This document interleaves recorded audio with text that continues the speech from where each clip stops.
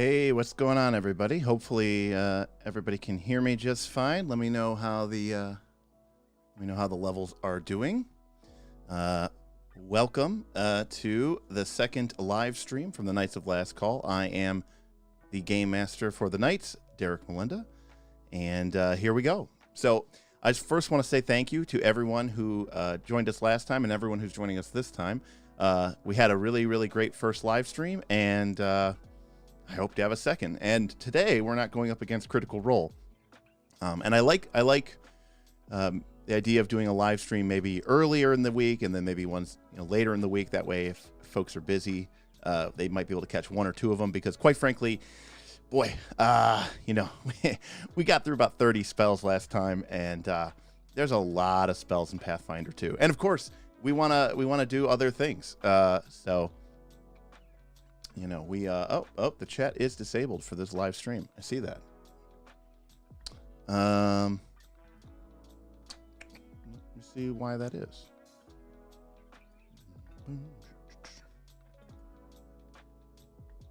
It's because the URL for our chat has changed, and there we go.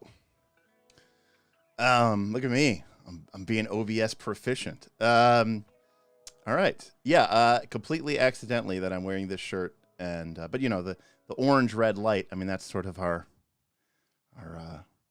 Knights of Last Call brand. So Lance Quagmire, you were correct. I did have to update the chat source, and I did that. So so how is everybody doing today? Hopefully everyone's doing fine. We're getting ready for Christmas, and unfortunately for me, that pretty much probably means staying at home. A lot of people I know are currently battling various degrees of illness, and it doesn't seem like it's going to be better anytime soon. But hopefully you're going to have a great holiday, no matter what your situation is. And I say, unless we have any other questions, I think we should get into this. So. All right. So where were we last time? Well, the last time that we played. Listen, it's hard to break those GM habits. The last time that we live streamed, we made it through these level 1 arcane spells, and also to realize something that a lot of these spells do get duplicated in other spell lists. So by the time we get to say occult level 1, and we've done all of the primal and divine lists as well as the arcane list, the number of new spells will probably be pretty significantly smaller, and so this theoretically should take us a lot less time to do that as we go forward, and I'm really hoping that is definitely the case. Thank you, William Brandis, for the flying hippo monster thing. Super chatting, $10. Awesome. Thank you very much. Very much appreciated. And we are on the board with Mr. William Brandis. It looks like I have to fix that little element there. Let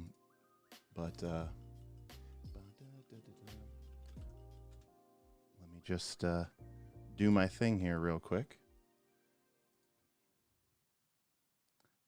I'm just keeping the music going until we get into it. Listen, okay? I have a subscription to Epidemic Sound. That means this is royalty free that I'm licensed to use, okay? We're somewhat limited here. Otherwise, you get destroyed by the powers that be. So, hold on one second.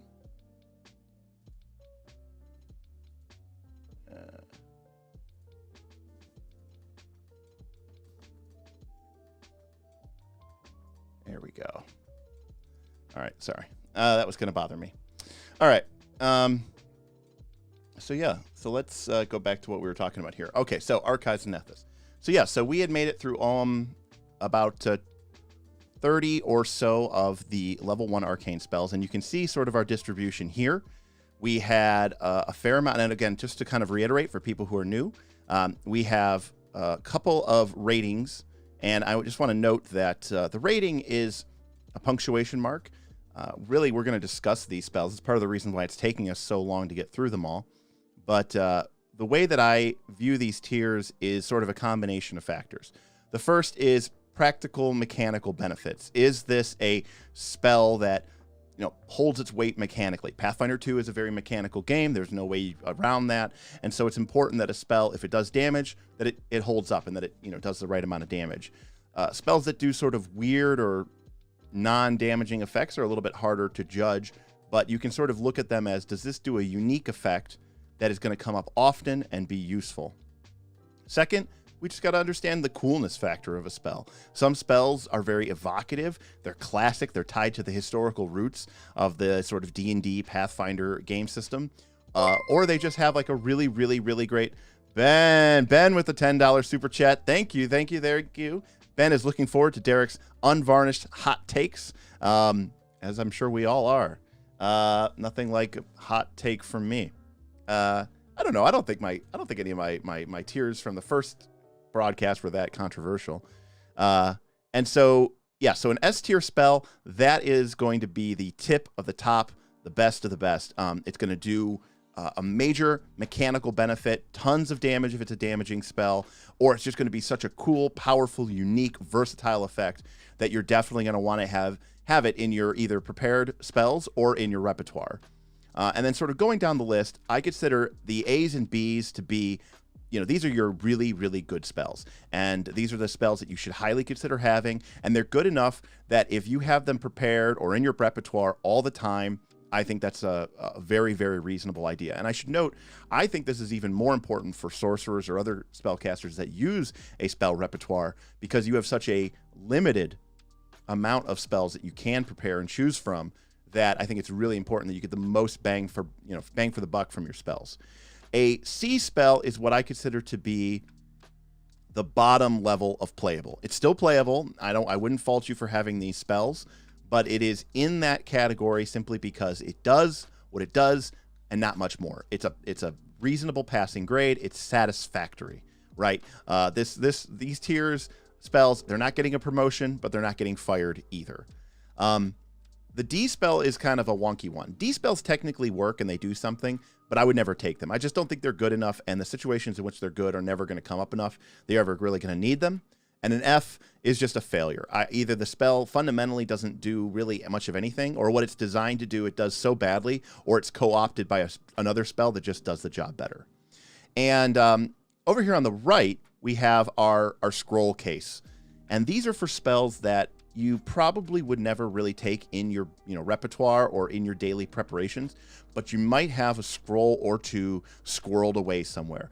These are spells that when the situation comes up, it's not a problem or a hassle to spend an action or two to have to go fish the scroll out of a scroll case or a portable hole or a bag of holding, and then use the scroll to get that kind of one-time effect. It's sort of a get out of jail free card, nice to have, but not something that you're going to want or need on a daily basis, which is definitely something that meets the criteria for being a prepared or a repertoire spell. So the last time we finished up, we did through the H's. We did Horizon Thundersphere, which was our second S tier spell, and there was a complaint that I did not do. So there was a large super chat for the value of this Horizon Thundersphere, and there was a complaint that I did not do the Horizon Sphere justice.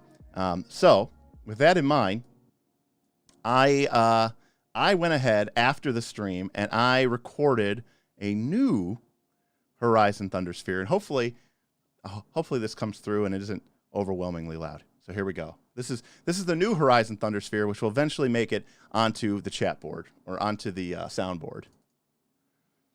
Horizon Thundersphere. All right, so that is our Horizon Thundersphere sound, and that was for Mr. William Brandis. Thank you very much, Mr. William Brandis, for your very generous super chat from last time. He wanted a big Horizon Thunder Sphere, and there it is, your big Horizon Thunder Sphere.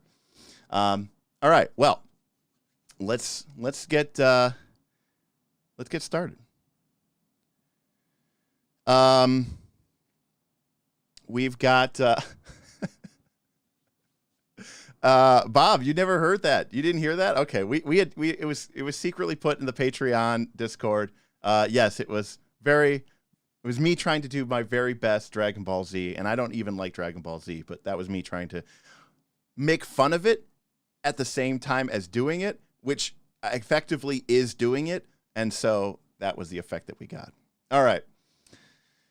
Ill Omen is our first spell of the day.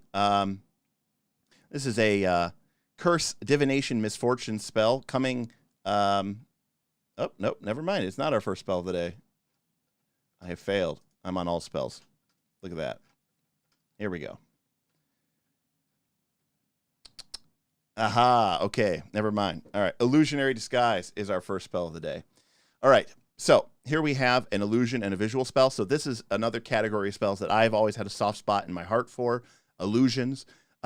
Illusions have always sort of been the redheaded stepchild of the tabletop role-playing game experience because quite so frequently the power of these spells really just relies on how lenient and how understanding your game master or your dungeon master is. The effects of interacting with illusion have always been pretty loosey-goosey. And, you know, for me, unless something is wildly out of place, I don't believe that most creatures should even be entitled to disbelieve an illusion or even have a reason to doubt its existence. Unless they're particularly paying attention or they are really, like if it's completely out of, you know, if you're chasing someone down a corridor, they go around the corner and you turn the corner and it's a, you know, solid stone wall.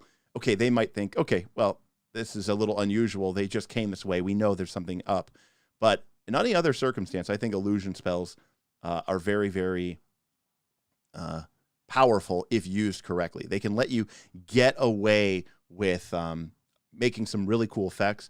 And I know that I have had the opportunity to play a wizard in several, you know, earlier edition campaigns, Pathfinder 1, 3rd edition, and had a lot of success using illusions to get us out of tight spots and, you know, come up with some cool effects. And furthermore, the thing about illusion spells, too, is they're very versatile because you can kind of create all sorts of different effects with just this one spell. So that being said, yeah, if your game master is sort of like anytime you cast illusion, they're like, nope, they immediately disbelieve it and it has no effect. Okay, well, you're not going to get much mileage out of these spells. But if your GM is understanding, then I think you can have a lot of fun with these. And it's really cool and it's really magical because you are doing some high level, you know, chicanery and at very first level spells.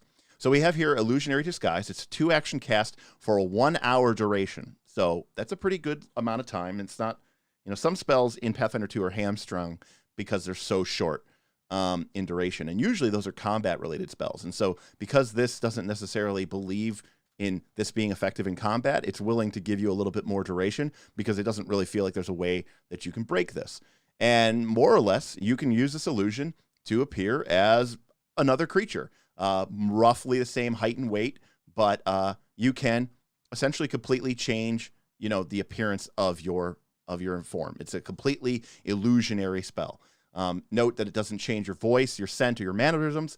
And so on par, this is basically like a polyjuice potion from Harry Potter. I mean, polyjuice potion actually transformed you, but if you look at the movies, basically they just looked like the other person. It lasted for probably about an hour, and it didn't change their voice. It certainly didn't give them their mannerisms. But, you know, the main difference between this and polyjuice potion is you cannot use it to impersonate a specific individual. You can just be a generic orc or a generic elf, you know, generic male, generic female. You can heighten it later on, and we'll get to that. And then it becomes, you can literally impersonate someone. You know, it counts as setting up as disguise. It gives you a +4 status bonus to see through your disguise. And you get to add your level even if you're untrained. So basically, it makes you trained in deception, essentially. Actually, it makes you kind of expert in deception. And again, I think that if you're using this to specifically get through someone who's actively trying to suss out whether you're who you really are, well, then it gives you a nice sick bonus for impersonating in deception. But if it's a generic use, I don't see a reason why you would even have to make a deception check. It's magical. You look like this person. You look like a random orc in the orc encampment. And I don't think that if you should have to be using a deception check every single time you use the spell. Now, this spell does heighten up. It heightens to 2, where it could now disguise your voice and your scent. So basically, you are going to be very, very much disguised as a member of this, other race or other ancestry, other gender. And then if you heighten it to 3, then you can literally copy a specific individual. And again, subject to all the things that I was talking about before. And it lasts for an hour. I think this is a very cool spell.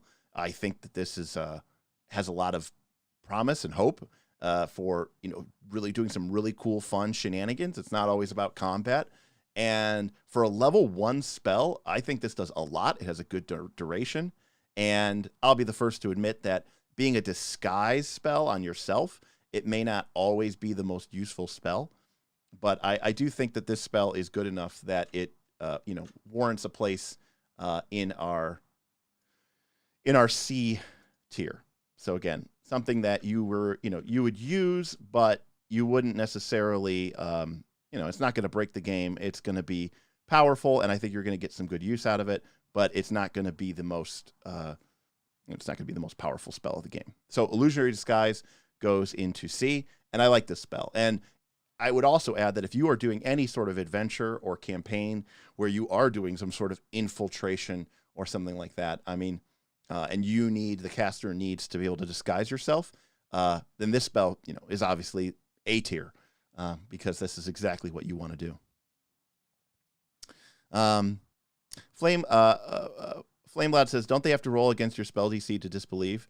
They do. I think it's just a question of how often do they need to make that save to disbelieve, right? Like, if you walk through an orc camp disguised as an orc using this spell, if your GM is going to say, hey, any orc that sees you is going to roll against your spell, save to disbelieve you, then these spells are going to be very, very useless, because it's going to very quickly, drop out.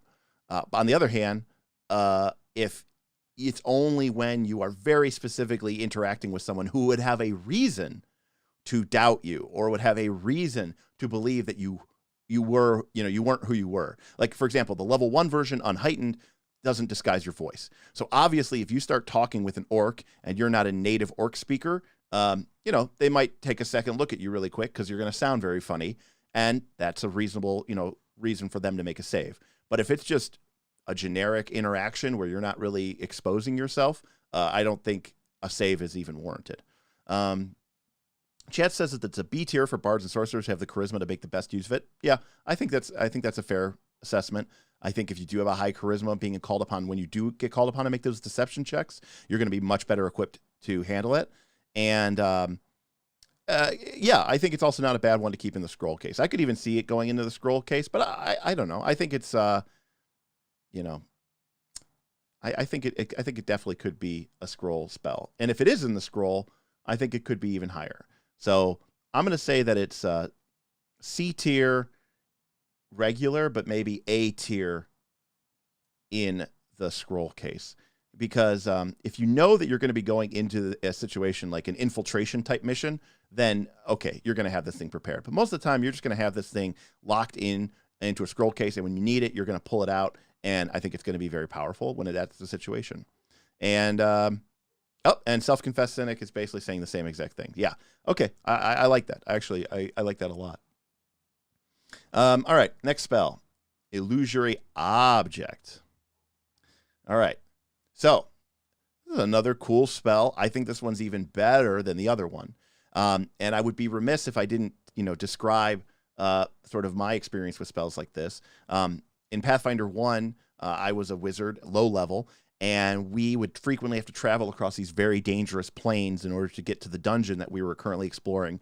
And these plains were hunted by wyverns, they were hunted by marauding packs of orcs, and I think each time the way we got around it was me casting Silent Image, which is basically what Illusory Object is. It's an illusion. It does not make any sound, but it is a, you know, purely visual image. But it's a very long range, very high area. So it's basically, Damian Williams says it's a fireball. Oh, he's saying, is that a handy spell? Yeah, so this is a really cool spell because I think you could use a spell in a lot of creative different ways. This is, I think, an illusionist bread and butter spell. And if you're smart with it and you can do cool things with it, then you can have a lot of fun with it. If your GM is kind of, you know, any creature that touches the image or uses a seek action to examine it can attempt to disbelieve your illusion. You know, I think that, again, how your GM interacts with your illusions is a key thing. But on the other hand, if, you know, you were out in the wilderness and you made a big illusion of a gigantic boulder that fit into the area naturally, and you and your party were essentially hiding inside that illusionary object, I wouldn't think that a creature would even think to seek inside of the boulder, or, you know, necessarily ride over to it and touch it, because why would they have a reason to disbelieve it? On the other hand, if you make an illusionary door over a dungeon corridor, well, they're probably going to investigate the door to try to open it, and then they do get a save. But if they fail, well, then, you know, they believe it's real. And I think that this, like the other one, you can heighten it, and even cooler, you can heighten it all the way up to 5th level, and then it's literally an unlimited duration illusory object. So, you know, when you think about, like, creating your really cool, like, you become Mysterio with this spell. And if you've seen Spider-Man Far From Home, which is a really great movie, not as good as the most recent one, No Way Home, which was really amazing, you're basically using this to be like Mysterio. And it has a huge range, it has a huge area, huge duration, and I think this spell is really, really, really cool. And I think it's a lot of fun. And I think you can be super creative with it.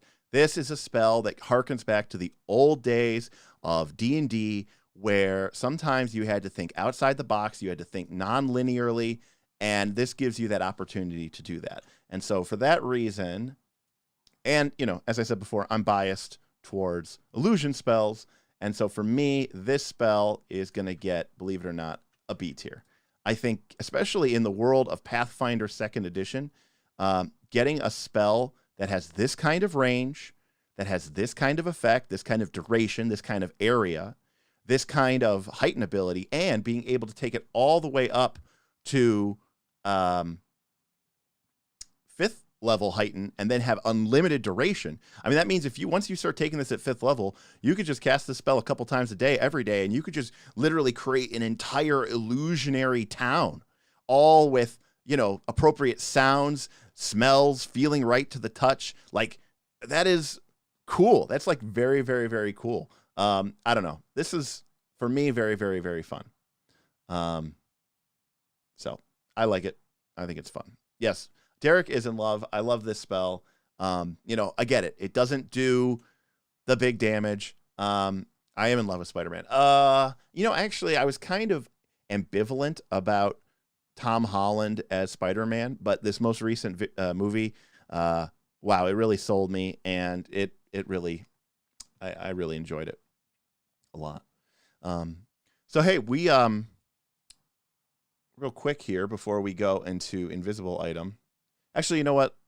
We're gonna knock this out real quick. We're gonna knock these illusion spells out. Invisible item. Now, this is for 1 hour. It's one object at touch, and it makes it invisible. So this is kind of an example of a spell that is a little bit less cool, because it's very specific and it's very individual, and it only works on one thing, which is an object, and it has to be touch. And you know, if you cast it on a spell or cast it on a weapon and you use it as part of an attack, then the weapon even becomes visible. And it even goes here to say that making a weapon invisible typically doesn't give any advantage to the attack. So I guess the situation where you wanted to sneak in somebody's weapon into some situation where you couldn't put in a weapon, then that would be where this spell would be useful. But that's still a pretty specific instance. And the duration's 1 hour, and for something like invisible item, you would think that it would automatically just last like for a long time. Like, I don't get why they didn't make that longer. And they do heighten it, but like, and if you heighten it to 7, the duration's unlimited, which is crazy to me because you could heighten the other spell to 5. You could make a 20-foot radius. That's a 40-foot diameter sphere of permanent effects forever, and that's a 5th level spell. But to make one item unlimited invisible is 7th level. That doesn't really make much sense to me. I think this spell is a lot more specific and a lot more, I don't want to say useless, but it definitely goes in the scroll case. And because it's such a limited use spell, but what it does really well. Like if you need a spell to be, if you need an item to be invisible, I mean, it's kind of like Illusionary Disguise. It does it, but it's just not. It's not even going to be as useful as Illusionary Disguise. So I'm going to move it into the B tier, and I think I'm pretty happy with that. Yeah, I mean, invisibility in general has been pretty nerfed throughout this edition. It's a lot harder to really get a lot of benefits. If you watch our AP, you'll know that there was a scene at the end of the Skinsaw murders where Gwildor cast a invisibility sphere, and it made everybody invisible. And I basically just allowed them to sort of bypass a number of encounters in the Shadow Tower, in the Shadow Watchtower, Clock Tower. And a lot of people said, well, hey, invisibility doesn't give you any sort of bonus to stealth or anything. All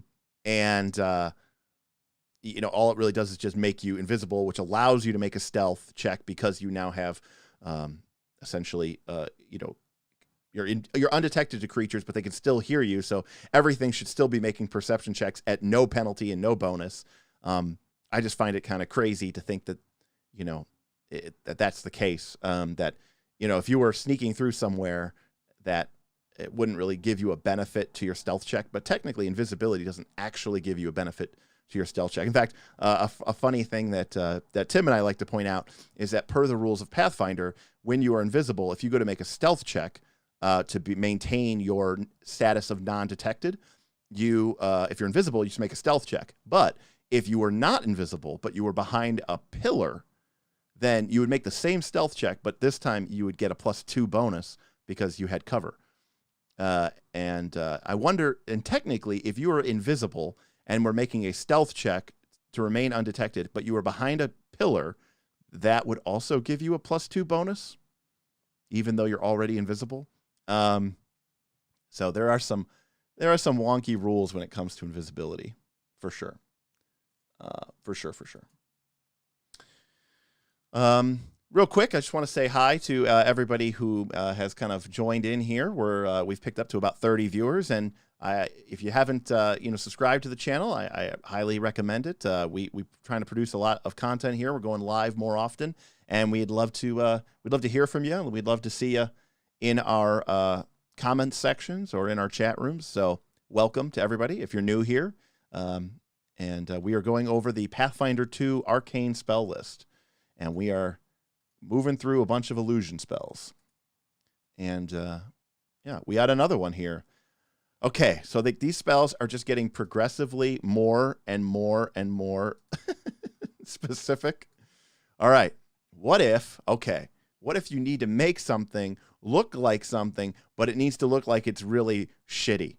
Okay, so the range here is touch. It's a 10-foot by 10-foot area, and the duration is 1 hour. So it's basically like in every possible way a worse version of Illusory Object, because you could do this with pretty much with Illusory Object. Item facade is smaller area. It's specifically one object. It lasts an hour, and you can make something look busted. I don't know. This is a weird spell with a very, very, very specific niche need. I can't even think of a situation where you would want this in your scroll case. So, but it doesn't do nothing.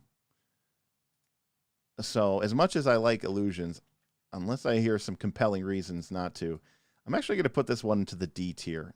I just think, again, the spell works. It does what it says, but there are better ways to do it. And this is just going to be such a wonky use case. I don't even think you're necessarily going to want this. Like, I can never imagine being in a dungeon and someone being like, oh, I mean, again, I guess technically if you had the money, infinite money, you would just have one of every spell on a scroll. But yeah, I just don't think that this is you know, other than troll people, I guess you could really troll people. You know, heighten it to 3rd level and make the duration unlimited, and then just go around to like every bridge that you cross and just cast item facade on it and make it look broken. Or if it's broken, make it look, you know, perfect and fixed. Yeah, a broken item appears to be intact and functional. Granted, the bridge can't be larger than 10 feet by 10 feet. So yeah, I'm just going to put this into D. Yeah, I don't, yeah. Yeah, probably D in the scroll. I don't know. D in the scroll case. D in the scroll case. I could see D in the scroll case. Yeah, I don't think you're ever really even going to have this spell memorized. Why would you?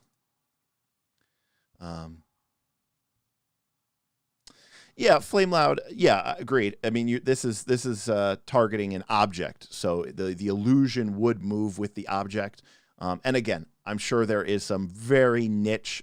That's why it's not an F. But the duration and the limited nature of the spell, I think, definitely warrants its existence here. I think you could go through many Pathfinder 2 campaigns and never even have a need to cast this spell. All right. We're out of the eyes. Look at that. Boom. Oh, we got some good ones. We got some good ones coming up here. All right. Jump lets you make an impressive leap. All right. Well, first things first. It's one action, somatic. So that's cool. One action spells are pretty neat. You surge. You jump 30 feet in any direction without touching the ground. And you must land on a space with solid ground within 30 feet of you. So this is a 30-foot move with a jump, and it says any direction. So, you know, you could pretty much jump straight up. This could be a very cool spell. You know, you don't have access to levitate and fly and all those really cool stuff until higher level. So I do think this spell loses a lot of its luster as you get higher in level. But also, you know, most casters are not going to have the athletics because they're not going to have the training. They're not going to have the strength score. And so this can be a really good way for you to be able to get some extra mobility in a situation without, you know, having to give up that much. So you can even heighten it and it becomes touch. And then you touch one creature and it becomes 1 minute, and then they can jump whenever they take the leap action, which is also pretty powerful. So, you know, that's a one action 30. You basically become Super Mario, you know, you're just kind of like boing, boing, boing. You kind of leap around. I kind of like jump. Again, I think this is letting you do something that's pretty powerful. The heighten at 3rd, I think, could really be beneficial to somebody. And I think you could get a lot of good mobility out of this. And even a 30-foot vertical jump is, oh, it's really powerful. And in fact, if you look at our AP, this was used early on to at the Glassworks factory. Burl had jump to sort of move around and get up on rooftops and stuff. And I think this is a really fun, cool spell. I don't think it is S tier, William Brandis, but I don't know. I think it's a B spell. I'm going to agree with Aranthius. Vin, Self-Confessed Cynic says it is easily A or B. A, I think, is a bit of a much for me. I like B. I mean, obviously, there's going to be certain circumstances where you're going to just wish you had this spell, and in that circumstance, it would definitely be a whatchamacallit. It would definitely be A, but I think most of the time you're going to be pretty happy with this spell as having, especially as you gain some levels, you get those extra level 1 spell slots. But I could even see a sorcerer, you don't need like 18 different damaging spells in your repertoire. So at a fairly early level, I think, Burl had this in his signature, not signature spell list, but his repertoire at level 1. And I think it's a great option, especially too, if your speed is low, if you're like a 20-foot speed. So not only is that a 1 action 30-foot move, but it's 10 more feet than you would normally get. So I think that's pretty cool. Jeffrey says, "Can you cast jump on the whole party and commence guerrilla tactics on Stronghold?" Yeah, like that's like classic. Only in a D&D game, only in a Pathfinder game, and everyone likes to pretend like these are just like these silly movies, and it but it's like, oh, it's this epic dramatic movement, and then like you're playing an RPG game, and suddenly the wizard casts heightened jump on everybody in the party, and everybody's just going in doing these like 30-foot leaps several times around, just vertical leaps of 30 feet straight up in the air as they just sort of like boing, boing, boing over like defenses and leap over barricades and jump over, walls into the fortress. And it's like, yeah, okay, this isn't quite the Lord of the Rings style drama that we were going for. This is pretty crazy and zany and wacky. So it's always so funny to me when people take these games super seriously, because it's like, well, have you read the magical items? Have you read the spell list? Like, talk to me when someone casts a jump spell and leaps to the top of the castle and then uses a Qual's Feather token and summons like a big boat anchor and crashes it through the tower or something stupid. All right, so moving on, we got lock, which makes a lock harder to open. Wow. Powers of the Arcane. This was always called Wizard Lock or Arcane Lock. I guess, well, you couldn't call it Wizard Lock anymore because they added the Sorcerer. So I think it was called Wizard Lock in like 2nd edition. And then 3rd edition, it was called Arcane Lock. But now it's an Arcane, Divine, and Occult. So you can't call it Arcane Lock. So you just call it Lock. Well, it lasts for a day and it targets a door or a container, and it keeps it shut by magical restraints. Cool. They need an athletics or thievery DC to open it. If you cast it on a lock, it increases the lock's DC by +4. And honestly, that alone would be enough for me to just never mess with that spell ever, or that door ever again, because opening lock is already the worst. Bob and William Brandis are saying, yep, this is just, if you cast this, you're just done. What's also cool is that any key or combination that once opened a lock affected by the spell does not do so for the duration of the lock, although that key or combination does give you a +4 circumstance bonus to open the door. Okay, number one, this spell is just way too complicated for what amounts to just, yep, I magically lock the door. Like, does it really, look at how much text this thing has. It's crazy. Oh, you can cast it on a door, but if it has a lock, it gets this bonus. And if they have a key, it doesn't work. But if they do have a key, then it does kind of work, and it gives them a bonus. And then if they do manage to get it open, the spell ends. So, yeah. I think this spell is one of those, like, there are circumstances where if you are playing a more, I'm going to say, old school type game where you're in a dungeon and you're exploring and you need a room to rest in, or you're fleeing and you're being pursued and you want to close a door and lock it. This is kind of similar also too, because it's kind of combining Wizard Lock with the old Pathfinder or 3rd edition spell Hold Portal, which also goes back, I think, in antiquity to earlier editions of the game, where you could cast this spell on a door, and even if the door didn't have a lock, it would sort of magically hold the door in place. It is unfortunate that, it's just an athletics or thievery DC equal to your spell DC. So, the fact is that most creatures that would be causing you problems would probably be able to, over enough period of time, get through this. So it is one of those unfortunate circumstances where it would be much cooler if it made it like really, really hard to get through. I think that would make this spell even better. It's by the way, 100% a scroll case spell. But I'm saying, like, if this was higher, then, if it was just because, again, if the spell isn't, if the door does not have a lock, it's just athletics or thievery DC equal to your spell DC. And so, again, most people are going to have a, if they're near you in level, they're probably going to have a 50-50 chance to be able to open this. And even if they don't, if it's like a 40% or a 30% chance, give them a couple actions, a couple rounds, they're going to be able to get in. So if you're using this to like find a hole up and like create a secure location, it's not going to last that long. But to buy you some time, it can work.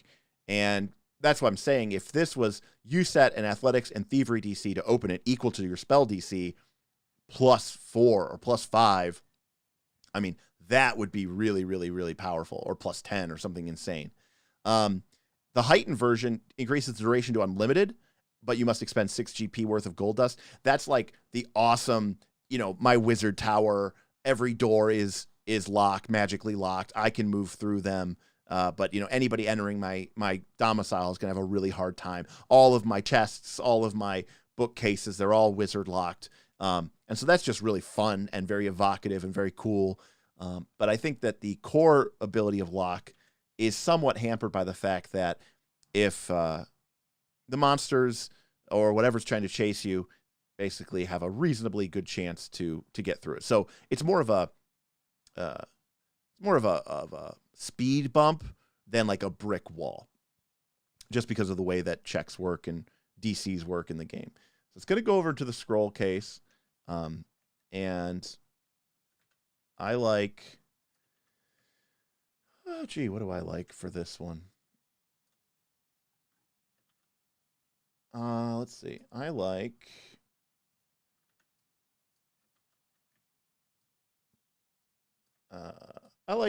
A. I think this is a very versatile spell in your scroll case, and I could be very happy having one of these in my scroll case pretty much throughout most points of the game. Good duration, lasts all day, and it has enough versatility that I think if you're in a sort of dungeon or exploration or location-based environment, I think it's very good. And if you're out in the wilderness, it's somewhat extremely limited. So, but most of the time we assume that, maybe that's not a good assumption to make anymore, but in my mind, you're still mostly in dungeon-esque environments, even in an adventure path. So many things in the game are just built around dungeon-based environments. All right, our last L. Oh, hey, thank you, Self-Confessed Cynic. He's coming in. He's really hyping up the Long Strider. It's an S tier wand. We need a wand board. This is true. In fact, one of the first things that I remember reading about Pathfinder 2nd edition, like when I first, when it first started to get in there, was everybody should get a wand of Long Strider, and get it to 2nd level as best as you can, because it's a +10 status bonus to your speed, and because of the way that speeds work in this game, you might as well get a 2nd level wand of Long Strider and just cast it on yourself every day and just lock it in and be very happy with it. I think this spell is very powerful. I think a 1 hour +10 feet is pretty good. I think an 8 hour +10 feet is incredible. I think it's extremely potent. Again, I think it's worth taking this in your spell slots if you have, not at 1st level, not at 3rd level, but like once you get into like 5th level or 6th level and you've got a couple extra spells, I think taking this as a 2nd level spell slot and potentially just using one spell to just give yourself that +10 status bonus of speed, because +10 status bonus of speed is enough in the game's parity that you get to the point where you taking one stride action now would require the enemy to have to spend 2 stride actions to keep pace with you. And so as a spellcaster, if you can stride once and cast a spell with 2 actions, and then this enemy who's been maybe trying to gobble you up in melee or something, if they have to spend 2 actions to re-engage you, and then they only get to use 1 action to make an attack, or, now they can't intimidate you and then move and then attack. So it really puts the limit because you're just getting huge action economy on that. And Longstrider's it's an extremely long duration. We know that those are very valuable in Pathfinder 2. If you're coming from 5th edition, there is no concentration concept here. And it's a status bonus. So it's going to stack with, your fleet feats. It's going to stack with some of the other ways that you increase your speed in the game. And speed can be very, very potent. I should note also, too, that it does depend on the type of battles that you're in. You need to have the room to be able to take advantage of this for sure. And it also goes without saying that if you are actually, doing long distance overland travel, increasing your miles per day by probably close to about 25 or 33% is very potent. So I don't think that this is S tier, but I do think that this is an A tier spell. And I will sort of put a caveat on there. Maybe I'll add it when we do like a final listing, that realistically, once you can afford it, this is a type of spell that you're going to probably want to cast every day. And if you have the money and you're just going to throw it on yourself at the beginning of the day and then just, set it and forget it. And if you can get it as a wand, because you're going to just use it over and over and over again. And I think you're going to really be happy with that. But I don't recommend taking it too early because, giving up one of your 3 spells for the day just so you can have plus 10 feet for an hour, probably not worth it. But once you have 10 or 15 spell slots, you can lock it in there. And I think you're going to be pretty happy with that spell. YG says it should be S tier. That is a bold statement. And there needs to be a wand category. Okay, do we need a wand category? You guys... Jesus. I mean, this one is very specifically a wand category, I agree, because you're always going to basically be casting this beginning of the day. It lasts all day, and it's not something you're going to want to buy a scroll for. So we'll posthumously add this. All right, I'm going to move it to here. And this is going to be our new wand area. I'll figure out some cool graphic to put in there later, or if we take a break. But this will be our new wand area at the request. So Longstrider, here we go. In the wand. All right. But again, I also think if you don't have enough money to get a wand, I still think if you have enough spells, I still think it could be very, very, very useful. All right. We are through the L's. Zandy says you still have to be able to cast Longstrider to use the wand, right? Well, you don't have to be able to cast Longstrider. You have to be able to cast arcane or primal spells. So technically, if you even had an archetype that gave you the dedication that let you cast cantrips, then you can use it. And to answer Galarian's question, he asked, could someone cast it on you? Unfortunately, no. The target is only you. Self-confessed cynic with a huge super chat. Thank you, sir. Saying, yay, a wand category. It's a win. Yes. Self-confessed cynic on our first stream was really asking for a wand category, and now we have one. So, I will bow to the pressure and certainly appreciate it. I mean, Longstrider, it demands a wand category. It's just a spell that's so useful and so versatile. You're going to want this every single day that you could cast it. There's not ever a situation where you wouldn't want to cast this.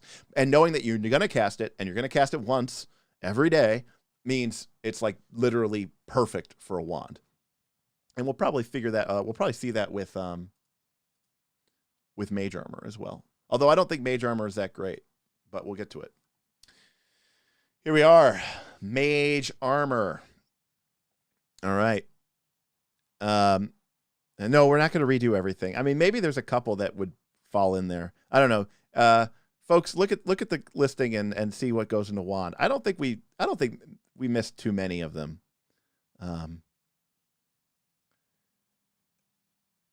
Also, the other thing about Ben says start over. The other thing about wand is in a pinch, if I have one negative on Longstrider as a wand, you know, if you think about value, right? When you pay for a wand, you are paying for the ability to cast the spell once per day, and then in a pinch, if you need to, bust it out a second time a day with the chance that you'll either destroy or break the wand. And you're kind of paying for that ability, whether or not you use it. And you're never really going to use it with a Longstrider. I can't think of a situation where you're going to risk blowing up your wand to recast Longstrider on yourself unless you really needed like 16 hours of +10 speed in a given day. So I do think that there is something to be said about like a wand. You know, you're paying for that in some component. Part of that ability to maybe cast it a second time technically probably factors into the pricing equation, or at least it would in my mind, or in any sort of real sense. I don't know that Paizo did that, but, you know, actually, I haven't actually looked at the wand pricing enough to really get a sense for whether wands are well priced. Self-confessed cynic says, please, everyone buys 2 wands of Longstrider if they have the money. Rubicon, you're saying Alarm should maybe be a wand? I don't know. I could think of plenty of days where I'm not going to cast Alarm, but I mean, I guess if you had it right, you would cast it. But again, sometimes you're going to be resting in town or somewhere that's not even remotely, you know, in it. Wand of Endure. You mean the 5 temporary hit points? Yeah, no, I don't think so. I do agree with the self-confessed cynic that Endure Elements is another good one. All right, well, here we are, Mage Armor. It's a classic abjuration spell, and I have a lot of problems. Oh, we got another person saying for the Alarm wand. All right, I will bow to that pressure. I'm not against it. I think it stays the same tier, though. I don't think it really goes anywhere in that respect. But I do agree that, you know, being able to pull that out once a day, you know, it seems reasonable. Well, wands are worth the GP because, I mean, what else? You know, casters can't buy the same runes that a melee, you know, or a martial character buys, so they need to spend their money on something. And there's only so many. You can literally only have one staff, so, you know, it's not like back in the day where you could just have this brace of wands and staffs, you know, stacked up for all purposes. Mage Armor. Now, Mage Armor used to be a really, you know, solid spell. It was even better on monks in Pathfinder 1.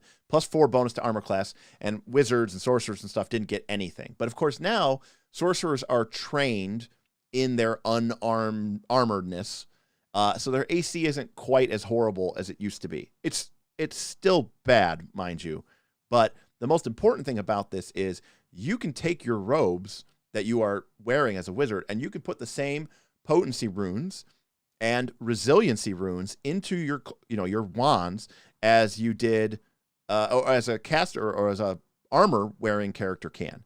And so that means that at level 1, when you have your robes, you are trained in it. So you're going to get 2 points of AC plus your level. So that's 3 points of AC plus your dex. And Mage Armor is going to give you +1 item bonus to that, which is functionally equivalent to taking a +1 potency rune and putting it into your armor. And you can heighten it, and basically as you heighten it, it basically mirrors or follows the increases that you would get from putting ever higher runes into your armor. And interestingly enough, too, even with a magical field, it still has a max dex bonus of +5, which is the same as your robes. So this spell is literally allowing you to avoid having to take high-level armor runes, whether potency or resiliency, and in exchange, you're having to give up, well, at first level, you know, your only spell slot, but by the time you get to 7th level, you're giving up one of your highest level spell slots. So you're essentially giving up one of your highest level spell slots in order to gain this effect. I think, now it lasts all day, which is great, but I think you're better off. You are going to get money as a wizard, you know, as a caster, and I think you're better off just sticking the potency rune and the resiliency rune, buying them just like the casters, the melee, you know, buying them just like the melee people, and just putting them onto your robes. And get that bonus. Save your spell slots for other things. Just lock that in and don't worry about it. Mage Armor doesn't really, get over anything. I'm just catching up here with the chat here. Zandy says, is there a limit to how many wands you can use per day? No, there's not. You can, in the morning when you do your daily preparations, you can, join with your staff, and you can only use that staff, and you can only use, that staff can only be used by you. But for a wand, if you use it once per day, no problem. If you use it a second time, there's a chance that it blows up or it breaks. But you could have multiple wands of the same type and just cast them over and over again. It's kind of funny because they wanted to get rid of like the Cure Light Wound Stick problem, where you had one wand with 50 charges. You can just cast it. And now you would just have like 10 wands, and they'd each cast once per day. William Brandon says, totally a great 10th level spell. Yes, right. I have broken free for the confines of reality. I could cast a heightened wish, or I could, give myself one extra point of saving throws. I don't like this spell at all. It doesn't get you ahead of the curve. If an arcane caster, if this gave you equivalent armor to like medium armor, where basically it gave you like a 3 or 4 item bonus plus your dex, and try to like bridge that gap between at low levels or even at medium levels where, full plate gives you 6 points of armor class, and pretty much every other armor adds up to 5. It's, 0 with a 5 max dex, or it's 4 item bonus with a 1 max dex, right? So everything else adds up to 5. And in order to get to 5, you either need to have shitty armor like leather and high dex, which is like what a rogue would wear, or you need to be wearing like medium armor, which might give you 3 or 4 points, and then you have like 1 or 2 points of dex, which is like what a barbarian might do. Or if you have no dexterity, you go into full plate and you just get +6 item bonus, and you don't get anything from dex. Casters tend to have lower dex because it's not a key stat for them, and so they're always going to be like 2 or 3 points behind. But like using your best spell slot is just stupid to try to maintain something. It doesn't even really make you get competitive. Also, you're probably hopefully not being attacked that much anyways. I'm going to say that Mage Armor is it does last all day, but I'm going to say it's F tier. I just don't think it's worth it, and you're better off, getting your runes, putting them into your robes, and using your spell slots for something better or cooler. And because it doesn't scale well, it's not even that good in a wand or a scroll form. So I think it's it's not even that good. Ben says you can wear literal armor now. That's very true, and certainly the case for anybody who's doing any sort of archetype or free archetype. It's just not needed anymore, and it doesn't scale well, and it's just not good. All right. Magic Aura. Ooh. Formerly known as Nistool's Magic Aura, but that's a D&D copyright, so you can't call it that. For some odd reason, this has uncommon. My dogs are running in here. So it casts 1 minute. All right, well, we're not getting this into our combat. And it's 1 object of 3 bulk or less, so it does pass the Gnomish Flick Mace. Hold on a second, my dogs are going crazy.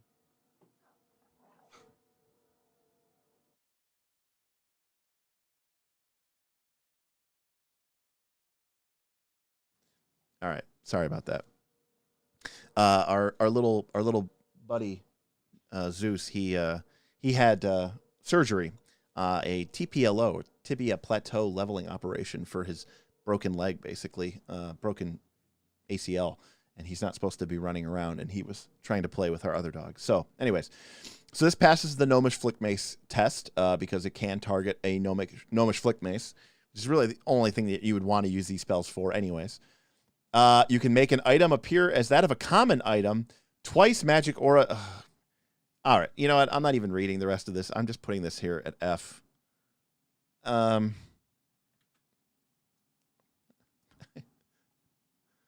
So here we go. Sorry.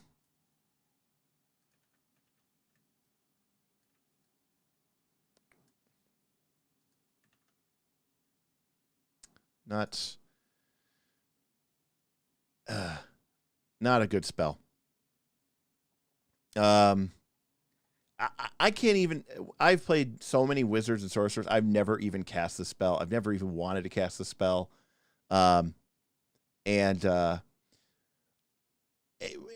This spell is what, designed for trolling things? I don't know. I mean, I guess the idea, it's uncommon, so you're trying to be like, oh, look at me. This isn't magical. This is a stupid spell. This is bad. Stormcrow, Mage Armor is D on a wand. No, because the problem with it is, in order to be good and competitive, you need to be high level, which means you would need it to be a high level wand, which is just very, very, very pricey. So, I think I don't think it really works as a wand either, because by the time you would get it as like a level 1 wand, you could just have the rune in your robes and you'd have the same benefit of it. And it's only +1 item bonus, so that's not going to keep up and scale with what the armor is going to believe. All right, here we go. Magic Missile. So we'll talk about this spell in a second, but I don't think this is any surprise to anybody that this spell is, of course, S tier, as it should be, as it should be. Magic Missile, staple of the game, has been for a very, very, very long time, and it is it's such a powerful spell. It's not even immediately apparent. I mean, we'll go through it. Okay, number 1, we'll start off right at the bat. I mean, everything about this spell priced to move. Okay, number 1, force. Okay, incorporeal undead. Incorporeal undead usually have weakness to force. So right off the bat, this gives you an incredible way at every level of the game to be able to deal with incorporeal undead, which are historically a very difficult foe or threat. And, better yet, incorporeal undead usually get a sort of a trade-off for having this incredible defensive suite of abilities. They usually have pretty low hit points. So being able to hit them automatically and do extra damage is such a auto win for this spell. It's that alone is awesome. Second, casting time, 1 action to 3 action. We've talked about this before. I will be the first to admit it's very hard not to do the 3 action Magic Missile. But having that versatility to be able to go 1, 2, or 3 actions is awesome. It doesn't use the attack trait, so you don't have to worry about that. If you just need to attack and then throw off 2 magic missiles, or maybe there's a creature and the DM lets it slip that it only has a couple hit points left. You use 1 action, you bring it down with a magic missile. So it's awesome. Second, range, 120 feet. In this game, 120-foot range is really, really good. We're used to 30-foot, 60-foot spells. This is a really, really long range. So that's awesome. All right, what does it do? Well, we know what it does. Everyone knows it does. 1d4 +1 points of force damage, and for each action, you shoot an additional missile. So you increase that up to 3 missiles with 3 actions.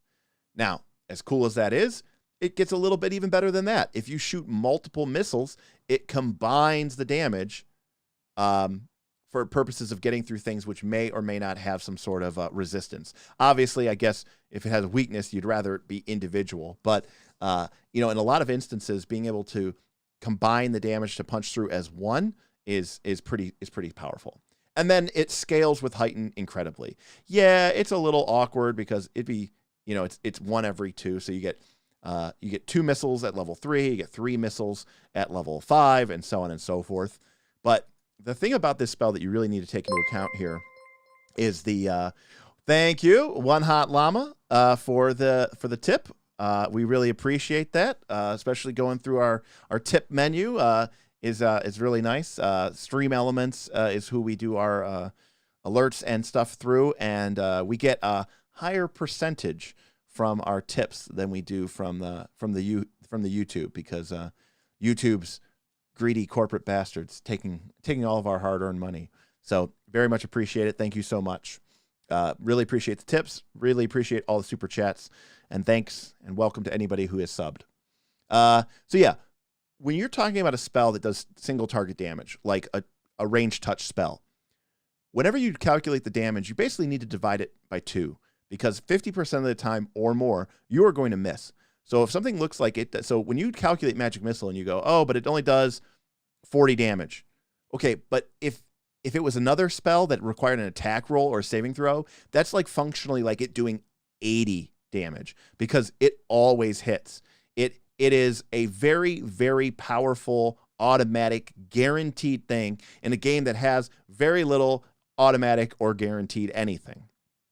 William Brandon is, where isn't even the tip thing? If you take a look in our link in our doobly-doo below the video, we have a link to our Patreon, which if you're not a member of and you're enjoying this chat and this discussion, we do this all day, every day on our Discord Patreon.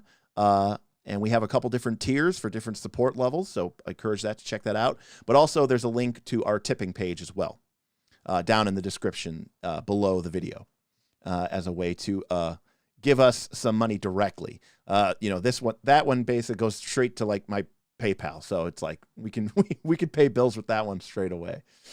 Magic Missile's great and it's fun. It's very flavorful, and like I said, you can always count on it. So great spell.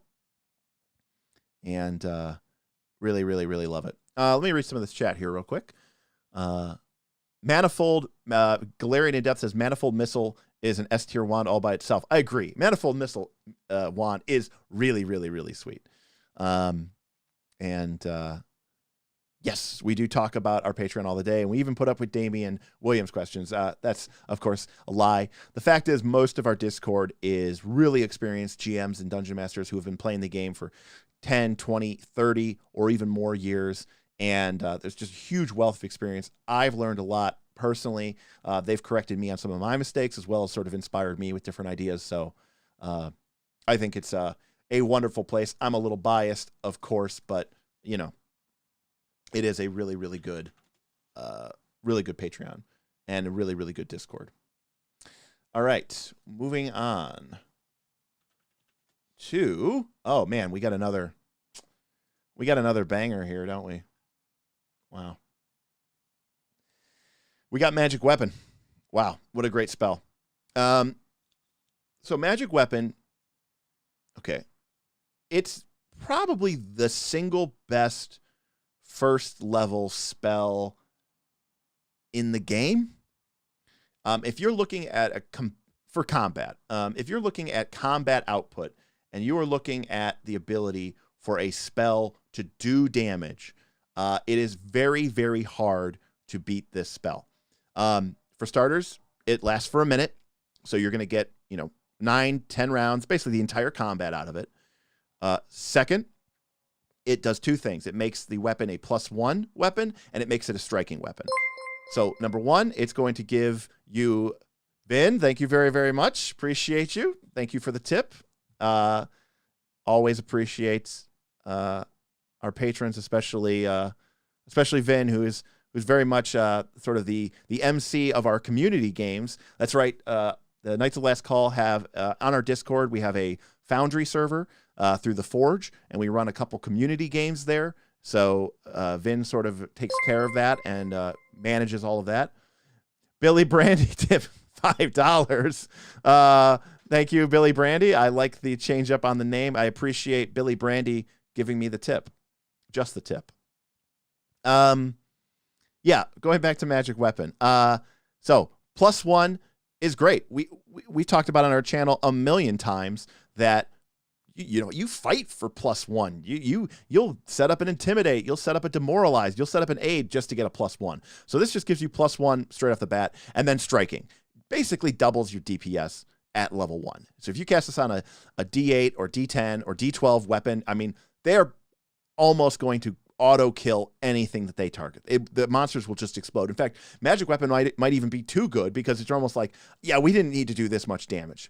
Your level 1 fighter with or barbarian or whatever with a D12 weapon is going to be doing 2d12 + 4 damage. So an average of 17 damage a hit. It's brutal. It's destructive. It's unbelievable.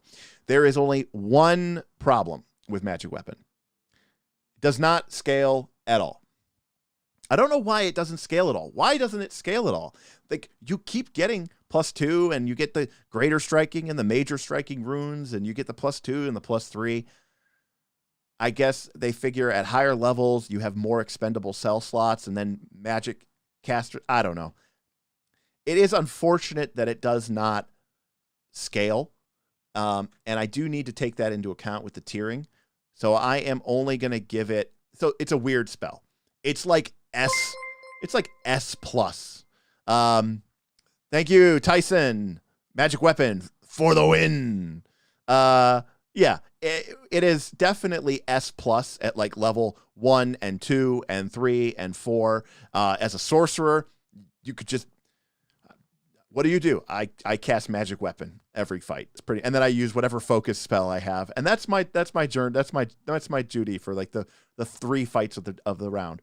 But the problem is it does fall off. And so while it's like S+ tier for the first couple of levels, once your party gets +1 and striking runes on their items, the spell no longer does anything. You might get some continual use out of it, because a lot of times you're going to get that +1 striking rune, and you're going to get your +1 potency rune, and then you're going to get your striking rune, and you're going to put that into your main weapon, your big axe or your long sword or whatever. And you might be in a situation, say level 5, level 6, level 7, where suddenly you're fighting a flying monster, and your fighter is more of a melee fighter, and they have a bow, but they haven't really put the money or the resources into keeping it as a +1, or definitely not as a striking weapon. And so the damage and the to hit with it is a little embarrassing, and you might get some mileage out of throwing a magic weapon on them to help them out in that situation. But even then, it does quickly fall off as the time goes on. So I'm going to give it A tier, just because it doesn't have legs like some of our S tier spells do. And but with that in mind, again, the rating is just the end. It's just the punctuation mark. Really, you need to think about it and think, okay, wow, this is a spell that is unbelievably powerful, say levels 1 through 5, and pretty much just very, very useless beyond that. Maybe you get occasional usage out of it of 5 to 10, but past 10th level, you're just literally never going to be in a situation where this spell is even going to matter. Self-Confessed Cynic says, I'm not a fan of many 1-minute duration spells, to be honest. I am. It's certainly going to last for... It's basically a spell of saying, this is a spell that's good for 1 combat. But most combats don't last 10 rounds. Most combats don't last 6 rounds. And so there's that weird place in Pathfinder 2 where how much time do you have to cast spells before you roll initiative? And at what point should the GM call for initiative? Because if you're low level, if you're like level 4 or 5 and you're outside of a door and there's monsters on the other side and the GM isn't calling for initiative, then I can cast Magic Weapon on the fighter's sword that doesn't have a striking rune, and then I can cast Magic Weapon on the rogue's rapier that doesn't have a striking rune on it, and then we can enter the fight on the 3rd round, and they're still going to have 7 rounds of spell, duration left on their spells, and we can get a lot of value out of that. So some of that comes down to how your GM calls for initiative. The advice in Pathfinder 2 is sort of like maybe everybody should get 1 round of doing stuff, and then the other side becomes aware before you roll initiative. Maybe you need to roll perception checks. I don't know. Maybe there's a reason why having, silent spell could be useful, because then you could buff all these things and the enemies wouldn't technically know that you're casting them. I should also point out, by the way, that, Magic Weapon is in a bunch of the traditions, not in Primal, but, someone's going to have it. And, depending on the perception of who has the most useful spells, whoever has the most useless spells is probably going to be the one to get it. And it should also go without saying, if you have a character that's using weapons that are smaller damage die, you're not going to get as much bang for your buck, right? You want to cast this ideally on someone with a bigger weapon, because that extra die of damage from the striking rune is just going to be that much more powerful and that much more effective. All right. I am assuming that these people is, I think we've seen this Vask tech here before, and I'm assuming that this is a bot from somebody, but we don't really have moderators yet, and I don't know how to deal with this person, so, you know, we'll deal with that as we go. Donnie, thank you very much, Donnie. You guys are awesome and amazing. We love you, appreciate you. Donnie is another pillar of our Patreon community, an incredible GM, and just all-around great guy, and I really appreciate the support, Donnie. You know, our patrons have allowed us pretty much to do everything that we want to do with this channel, and it's been really, really, really cool and awesome building up this community and talking about the things that we want to do with it. Group games, co-op, world creation, maybe even, you know, start dabbling in some Pathfinder 2 content creation for Pathfinder Infinite, or coming up with new ideas. We joke all the time in the Patreon that, you know, we just kind of want to rewrite Pathfinder 2, fixing the elements that we perceive as being broken, and maybe tuning down some of the elements that are a little too powerful. And, you know, folks like Donnie and Ben, William Brandis, Self-Confessed Cynic, Tyson, you know, and, you know, all the rest of our hero tier members are really, really critical to that. But it goes without saying that our champions, our knights, and even our squires, which is our lowest level that'll get you into the Discord, are all extremely, extremely important. And you know what? We couldn't do it without you guys. So thank you very, very much. Mending. Mending is a good spell. If you have somebody who needs something fixed. It is mostly probably going to be used on shields. Obviously, if someone has craft, they are going to just do this in their downtime, because the casting time is 10 minutes, which is just the same amount of time as it takes to make a craft check. Again, one of the themes of Pathfinder 2 is it's very rare that magic just automatically supplants and passes over the mundane. Meaning, in Pathfinder 1, you get like, oh, I maxed out my search check, and then like a cleric cast Detect Secret Doors, and they're like, oh, yeah, I found the secret doors. I didn't even need search check to find it, or I didn't even need a perception to find it. You're like, I'm a rogue and I maxed out my stealth. And then the wizard casts Improved Invisibility, and they're like, yeah, this is great. Improved Invisibility gives me a plus 20 or plus 40 to my, you know, to my stealth check, and also I'm invisible. Knock used to just, you know, open a door. And now it just gives you a check to disable, you know, a bonus to a check to open a locked door, whereas before it basically just opened it.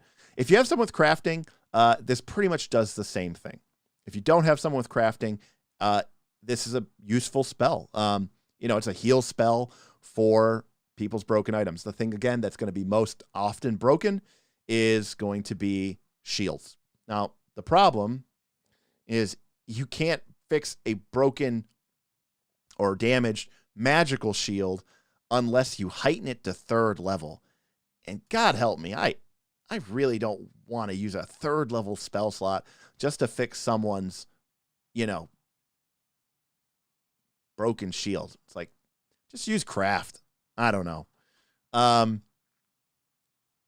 Again, I think this spell is somewhat useful, but the fact that it takes so long and that craft can essentially do this for free, especially if you get some of the skill feats that make craft repairing things quicker and better. And the fact that once you get to the point where you do want to repair something broken, say, you know, a broken wand or a broken magical shield, well, you can't do that unless you heighten it until 3rd. So, and again, I would be very hard-pressed to want to give up a 3rd level spell slot to cast Mending. I don't care what my level was. If I 18th level wizard, I don't think I'm going to want to use a 3rd level spell slot to cast Mending. So, I'm not a big fan. It does what it does, so I'm not going to say it's an F.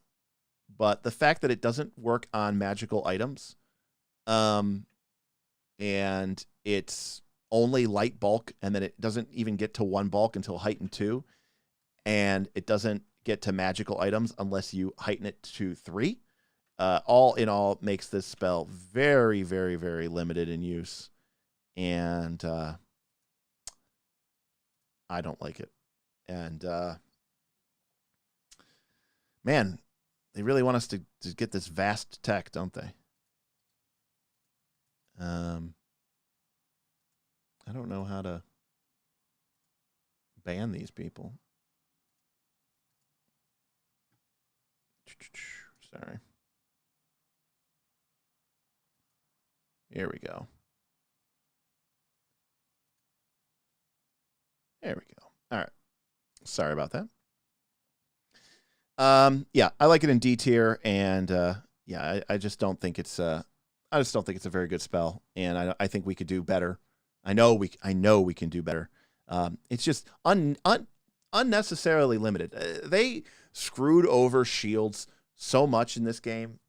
Like, I can't even get into it. Like, when I first thought of the concept, like, I had a lot of thoughts and feelings on shields. Like, raising a shield felt bad at first. It was like, hey, we're going to give you 3 actions.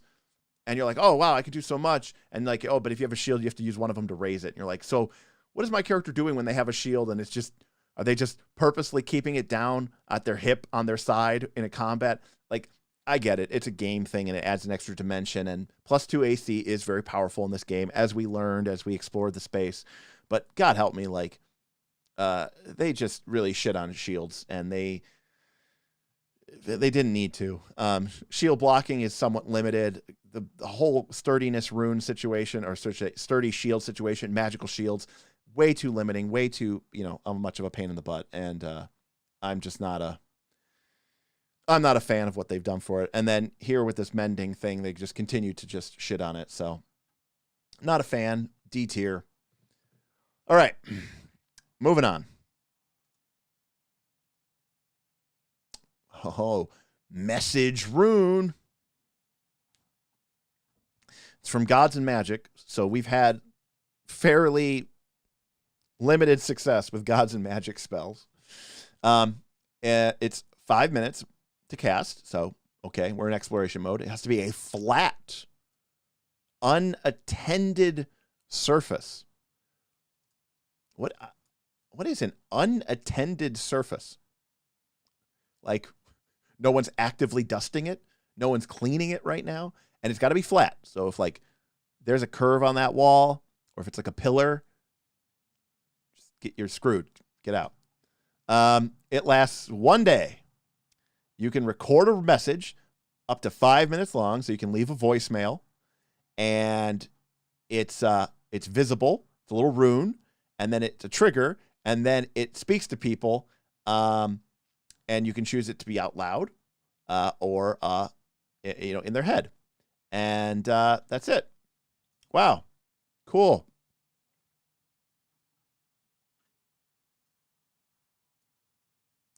This spell is not good. It's kind of like a worse Magic Mouth, but yeah. I don't know. I mean, I guess it does what it does. It's a very cool, in a medieval fantasy world, being able to have this effect, I guess, is worth something. So you can actually leave a message, essentially, for someone, and you can specify a trigger, which it's pretty loose about. But the number of times that this is actually going to come up is fairly limited, and so I feel very comfortable putting this into the D tier.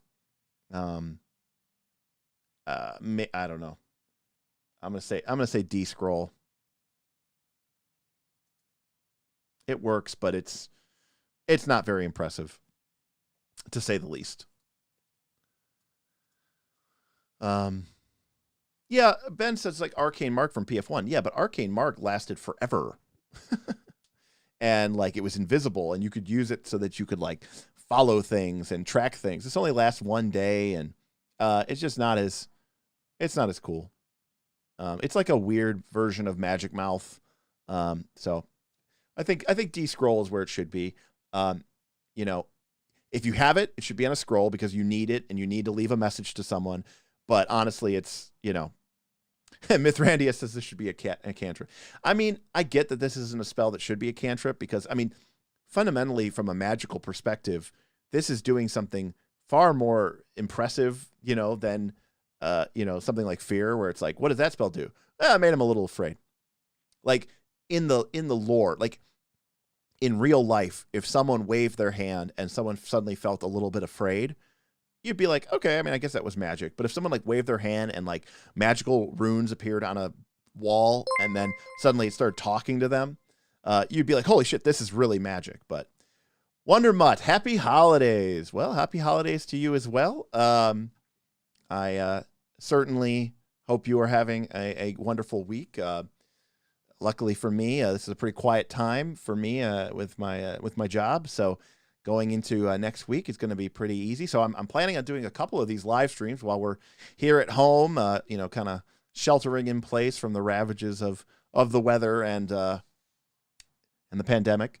And probably going to go live again maybe Thursday and maybe try to go live twice next week as well. So maybe we'll do Tuesday and Thursday again. That seems to work pretty well.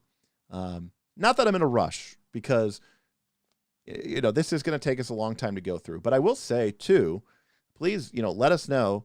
We're doing these live streams because, it's just fun to interact with everybody. And, of course, we can, kind of get these up quicker because we don't have to edit anything.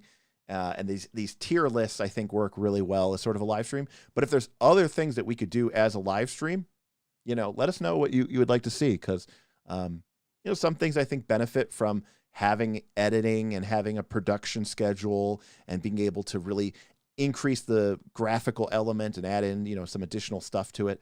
But other things is more of just a simple conversation and maybe even benefits more from having a conversation with the community while you guys are watching it. So let us know what there might be other things that you guys would want to see. All right, let me just read some chat here real quick. Happy. I've always assumed the more useful something might be in daily life, the more likely to be lower levels of wizard would have optimized. Yeah, that's actually probably pretty true. Pretty true. Ooh, YG says, I'm going to argue it's a B tier spell if you're looking at it from a player's perspective and not a GM's perspective. I mean, look, it's a cool effect, but I've played this game for a long time and I've never really needed to really do that. So some of this is also just born out of experience, I guess. And of course, like I said, if you need to leave a magical message for someone that they're going to read within the next 24 hours only, well, that's the spell to do. All right. Mud Pit. Power overwhelming here on the Mud Pit spell. So what do we got here? Well, first things first, it's a conjuration spell, and that means 3 casting actions. So that is a ding in my asking someone to spend all 3 actions to do anything is pretty rough. And even when you spend 3 actions to summon a minion, they get to act immediately. So at least you're kind of recouping some of those actions immediately. Whereas with this spell and a lot of the conjurations, you don't. So it's got to be really, really good. Well, what does it do? It's got a medium range, so it's not 30 feet, but 60 feet isn't great. Lasts for a minute. It's a 15-foot burst, which is okay, and it makes the ground difficult terrain.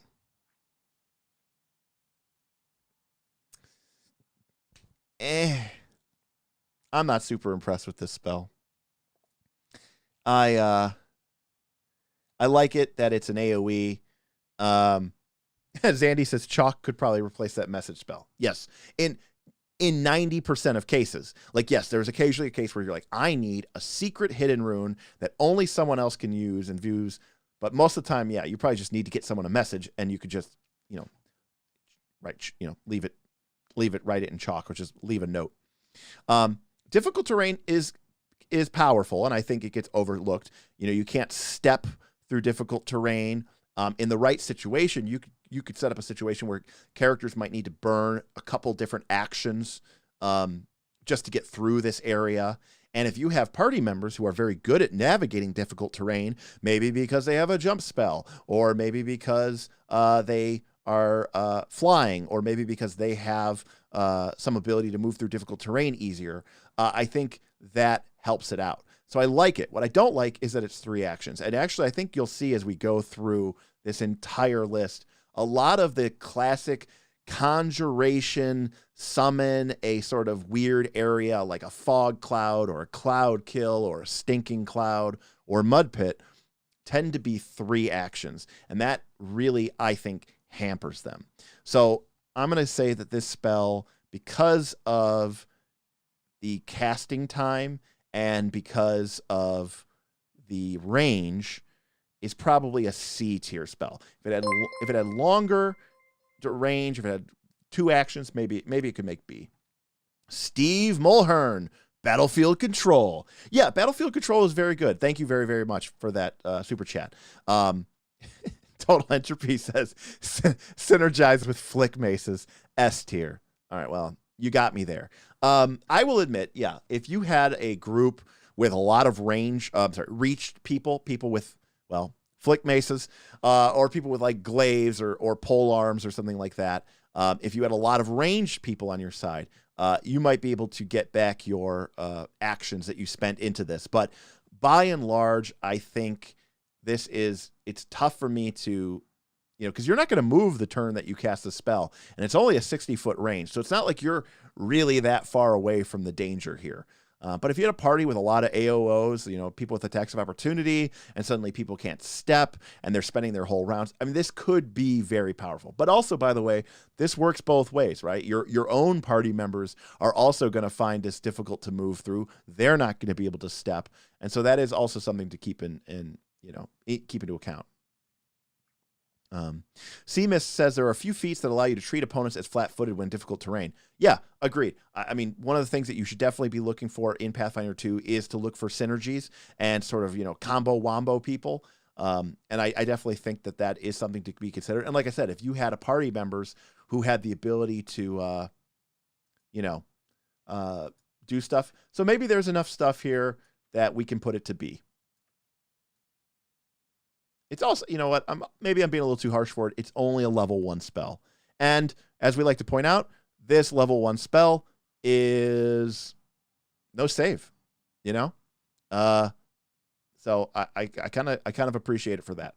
And that's, I think, the hallmark of the conjuration spells, as I recall. I think they just put the area in there and suddenly everybody is concealed, or suddenly everybody is, sickened, and they don't really get a save per se. And that's, I think, why they penalize it with the extra action, because you're kind of putting it into there. So I'm pretty happy with it at B. I don't think it's the same level as Magic Weapon or any of the other spells. So I will say B. And I would agree, if you have the right composition of party for it that can really take advantage of that AoE difficult terrain, or, the battlefield is one where there's enough narrow choke points that a 30-foot stretch of difficult terrain is meaningful, then I think you could argue that for that particular situation and for your group, it could be an A tier. But I think most situations you're going to be fine with it at B. And again, it doesn't heighten, but it kind of doesn't need to, although it will probably fall off in the game as more creatures gain the ability to, burrow and fly, and they have reach of their own. So, all right, how much you want to bet that this spell is going to suck? All right, I need to get a. Okay, wait, we're still talking here. Wonder Mutt says it seems on par with Grease. Yeah, I don't know. I think being a 3-action spell does hamper it. Grease can also be an AoE control spell, but it can also be targeted on an individual's weapon. Grease gets some versatility, and I personally really respect, especially at low levels, you need your spells to be as versatile as possible. This spell is very clearly only doing the one thing. And Damian Williams points out, with Spell Trickster, you can set your Grease on fire. If they have flammable mud, then maybe we're talking. Firefan says Magic Weapon plus the fighter's power attack for 3d12 plus 4 at level 1. Yeah, right, exactly. When you absolutely need to one shot, one kill, pretty much anything. All right, Necromancer's generosity. We're being very generous to our Necromancers here. Well, so right off the bat, this spell targets one undead minion you control. Wow.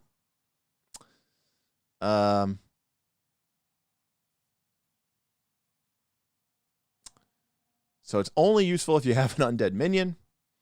And it regains some hit points. So it's a heal spell for your undead that you control. So this is going to get, it's not an F because it's not that it doesn't work, but it only works if you have a Necromancer pet. So, you know, I'm going to say that this is a D spell because if you need a heal spell for your undead minion, well, this is the spell to cast. If you don't have an undead minions, you would never take it, ever.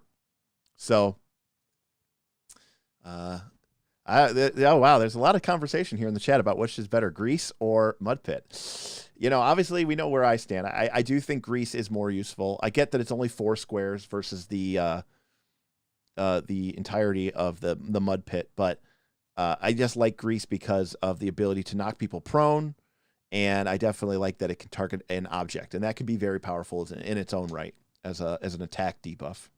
And we also forget Grease can also be used to help people escape from grapplings.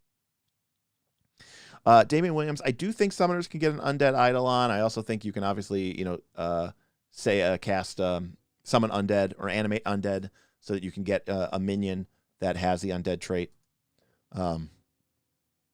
Again, I think this is more of like they realize, oops, there's no way for anybody to heal their undead, quote unquote, pets, and you need this. And yeah.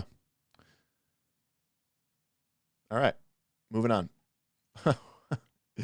Oh boy, we got another winner here. We got Negate Aroma. Now, this kind of gets back to what we talked about in the first stream, which is magic should be cool, and magic should be like spells like Negate Aroma should just be part of like one spell. Like every level, like there should be a spell. Like Prestidigit, every tradition has a spell like Prestidigitation or Druidcraft, or you know, something like that, where it's like a cantrip that lets you make sort of minor magical effects, right? Basically, that should just be a spell that you can heighten from 1 to 10.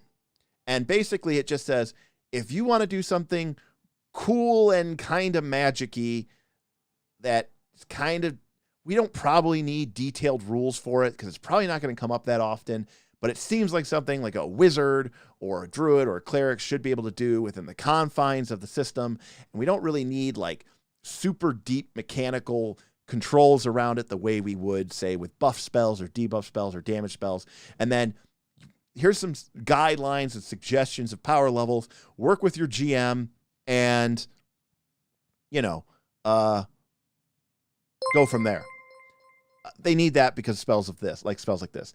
Self-confessed cynic. Is there a focus spell that does this better, part of the tier list math?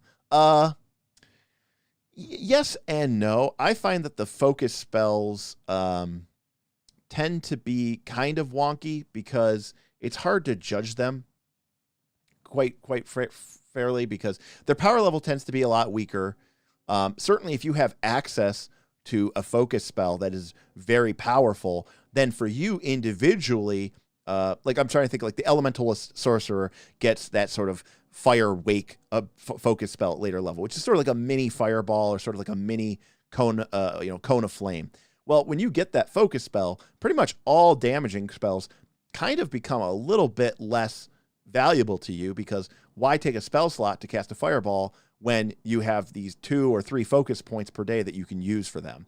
So I like to think that more like you need to do that math, and maybe we'll eventually go through all the focus spells as well, and we can kind of talk about how that might change your perception of other spells. I mean, we obviously know Pathfinder 2 is an extremely complicated game, but I mean, I think what you really need to think about is that focus spells are more like, how does this affect the rating of a spell for me, knowing that I can cast this essentially unlimited times per day.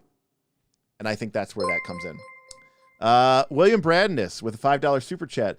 Prestidigitation should be automatically memorized. That does most effects of level 1 spells at this point. Yeah. Yes, exactly.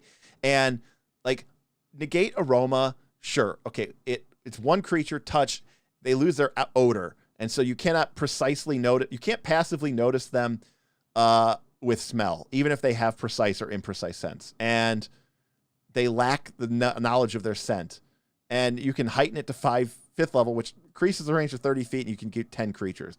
It's like, well, number one, a 5th level negate aroma is like this, like where now you can target 10 people so they don't have any scent. It's like the same power level as like a teleport spell. So it's like, hey, I've got this spell, and that way they won't be able to track us overland. And their dogs, their bloodhounds will be useless. And you're like, I'm just going to teleport us there instantaneously. It's like, sometimes these spells scale so weirdly and so strangely. And like, I get that scent and precise scent is a mechanic in the game, but like, do we really need this in the game? Like, no. This just falls under that sort of generic magical effects that are cool and should probably be limited by some form of resource, but the game doesn't have a good way to do it. And so it has to come up with these very niche bottleneck spells that do something, and then you have all these weird restrictions on it because suddenly it has rules and logic. And yeah, it's just not a good spell in that regard. You know, obviously it's a scroll case. Obviously it's like a D.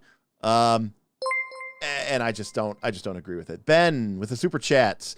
A general utility spell category that can do a lot of little things, what you can choose from and scale up is a good idea. Mage hand, men. Yeah, exactly. Just take that concept of sort of magical wander, you know, and just let it scale up.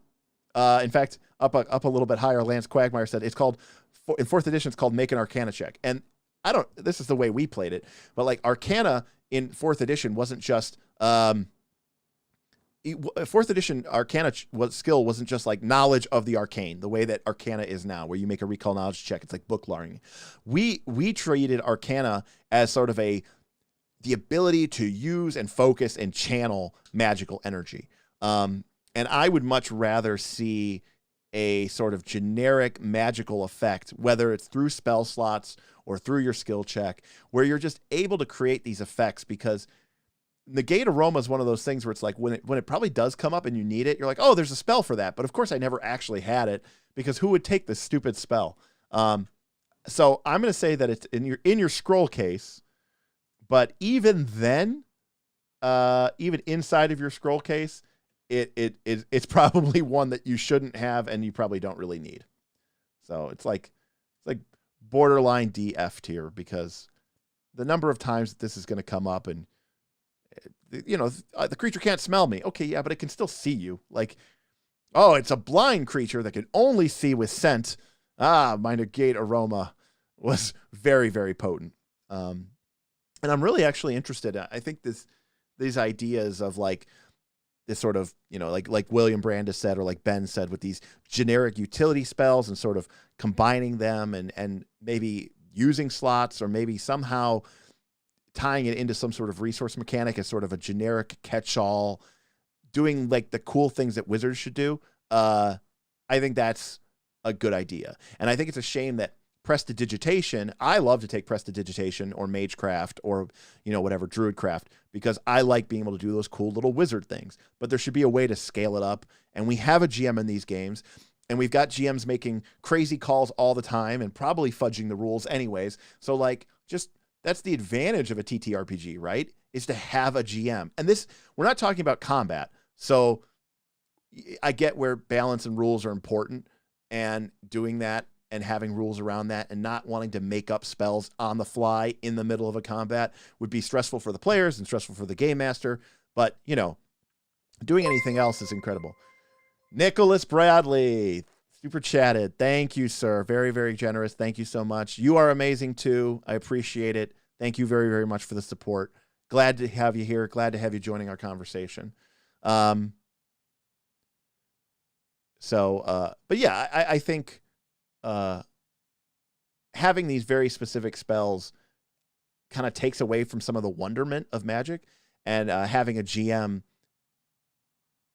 The reason we have a GM is so that you can interpret. And if there was just sort of a generic spell, you could get rid of a lot of these crap spells and just say, yeah, okay, it's fine. Like, that seems reasonable. That seems like a wizard type thing. Yeah, use a second level generic spell slot or whatever, and that magical effect comes into being, and we can make up some rules. And instead of giving us hundreds of spells that are quite frankly just crap, just give us like 2 or 3 pages in the core rulebook with some guidelines, some suggestions, and some ideas. And I think that would work a whole hell of a lot better. That's my personal take. Beamer, so you're saying that part of prestidigitation makes no sense, then it's working as planned. Yes. Well, I think prestidigitation is fine. I just think that it's a shame that it only works such a low level. Like, for me, a 20th level wizard should be able to like prestidigitize, like at a pretty high level, right? Okay. Noxious Vapors is our next spell. All right. Well, it's a 10-foot emanation, so it sticks out from you. It lasts 1 round. We're off to a really great start here. Every creature except you takes 1d6 points of poison damage. No bonuses. And has to make a basic fort save. If they critically fail, then they become sickened 1. And the creatures become concealed, which, again, it only lasts for 1 round. This spell had a lot that could be good, and then it's not good. I think right off the bat, if this just said a creature that fails the saving throw becomes sickened 1, and this spell would be totally reasonable. But the fact that it only gets sickened 1 on a critical fail, yikes. And again, you know, we talk about coolness factor and like what we want to see out of our spells, and it's like, well, yeah, this is basically a point blank massive fart. It lasts for 1 round, and it does a little bit of damage. They only get the lasting sickened effect if they critically fail. And other than that, boy, it doesn't do much of anything, does it? And so I am not a fan. And I'm going to give this spell an F. Again, the spell has no versatility. There's nothing you're really doing with it. It's only a 10-foot emanation. It doesn't scale. It doesn't add any points of damage. It doesn't add your intelligence bonus. So the damage is very unimpressive. Yeah, I'm not a big fan of this one. So Noxious Vapors, get down there in the F tier.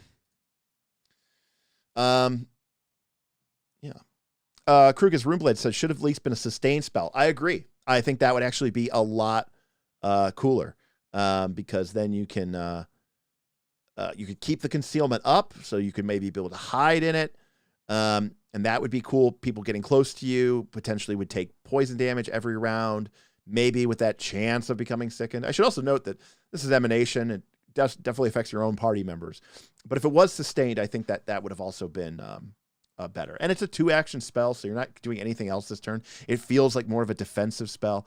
I just think this is a bad one. I think you have a lot of other better choices, and I think you could stay away from this one, so I feel pretty comfortable with the F.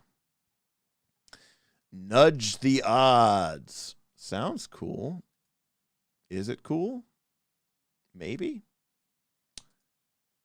Well, it's uncommon. It lasts for an hour. All right, so I get it. We're unlocking the secrets of magic here. We're a caster. Okay, we have the ability to manipulate reality, and we are going to cast a spell specifically because we are about to go into some sort of like, Paul Newman, like Maverick, end of the movie. We need to win this to win it all. Casino Royale. What's this give us? We get a +1. We get a +1 to games lore checks.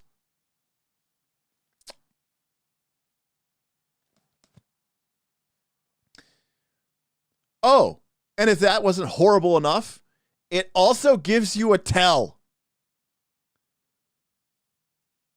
This spell is horrible. This spell actively almost makes you worse because now you have a distinct golden color showing them that you're trying to cheat. Like, this spell is absolute garbage.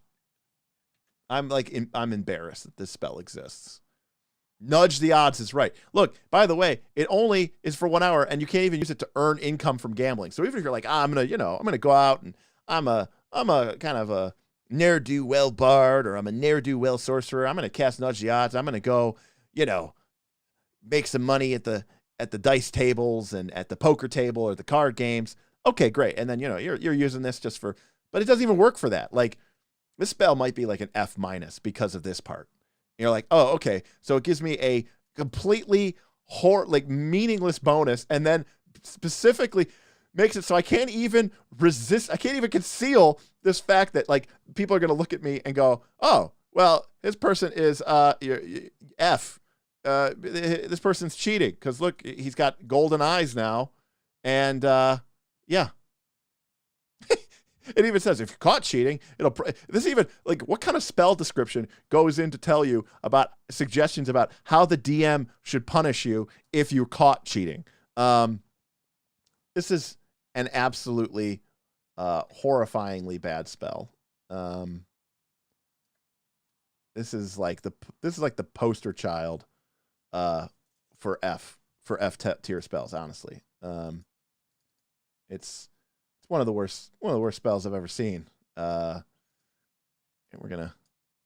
there we go. That one, that one gets the extra special attention and love because that one is real bad. This one's real bad. Oh man. All right. Cherry Coke Zero Break.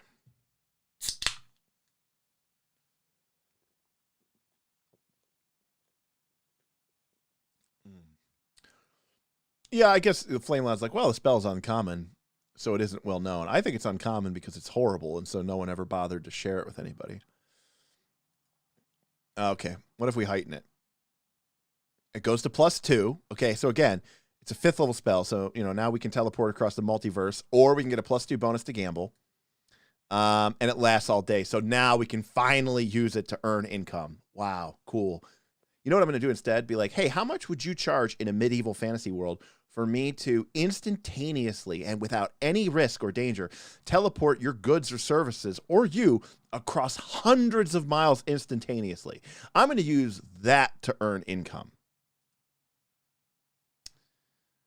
Okay. That one's pretty bad. Ooh. All right. Come on, Pathfinder. We started this stream off strong. We had magic weapon, we had magic missile, we had some good spells. Boy, we have really changed it around here, haven't we? All right. Let's go to this next one here. Penumbral. Sounds cool. Penumbral Shroud. You envelop the target in a shroud of shadow. All right, what do we got here? Well, looks like we have, well, it's a range 30 feet, 2 actions, targets a creature 10 minutes. We envelop the target in a shroud of shadow, and the target perceives light as 1 step lower than it actually is. It also gives them a +1. Flame Lad, I think teleport is a 6th level spell. I'm just saying it's close. It's in the Raised Dead is definitely a 5th level spell. So we're okay. Maybe we can't teleport. How about how much you pay for me to raise your loved one from the death? That will be how I earn income instead. I think you are right though. Teleport I think is a 6th level spell. Yeah, they get a +1 status bonus to get saving throw against light effects. We all know how common those are. While this effect is helpful to create, so this is a spell.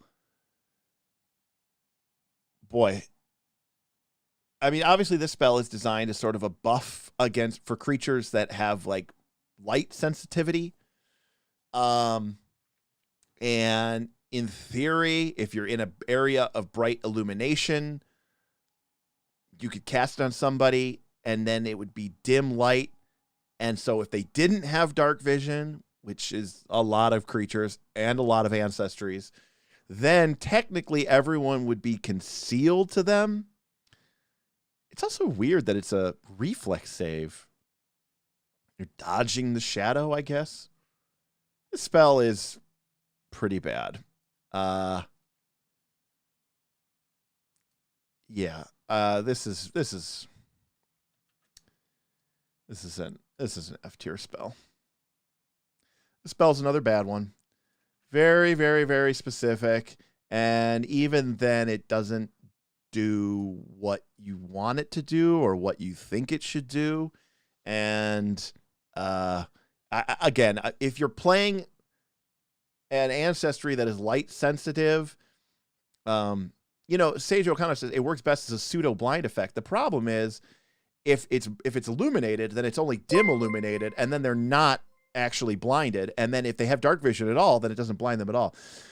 Self-confessed cynic with the super chat. Are there any good spells from Gods and Magic? No, I don't know that we've come across.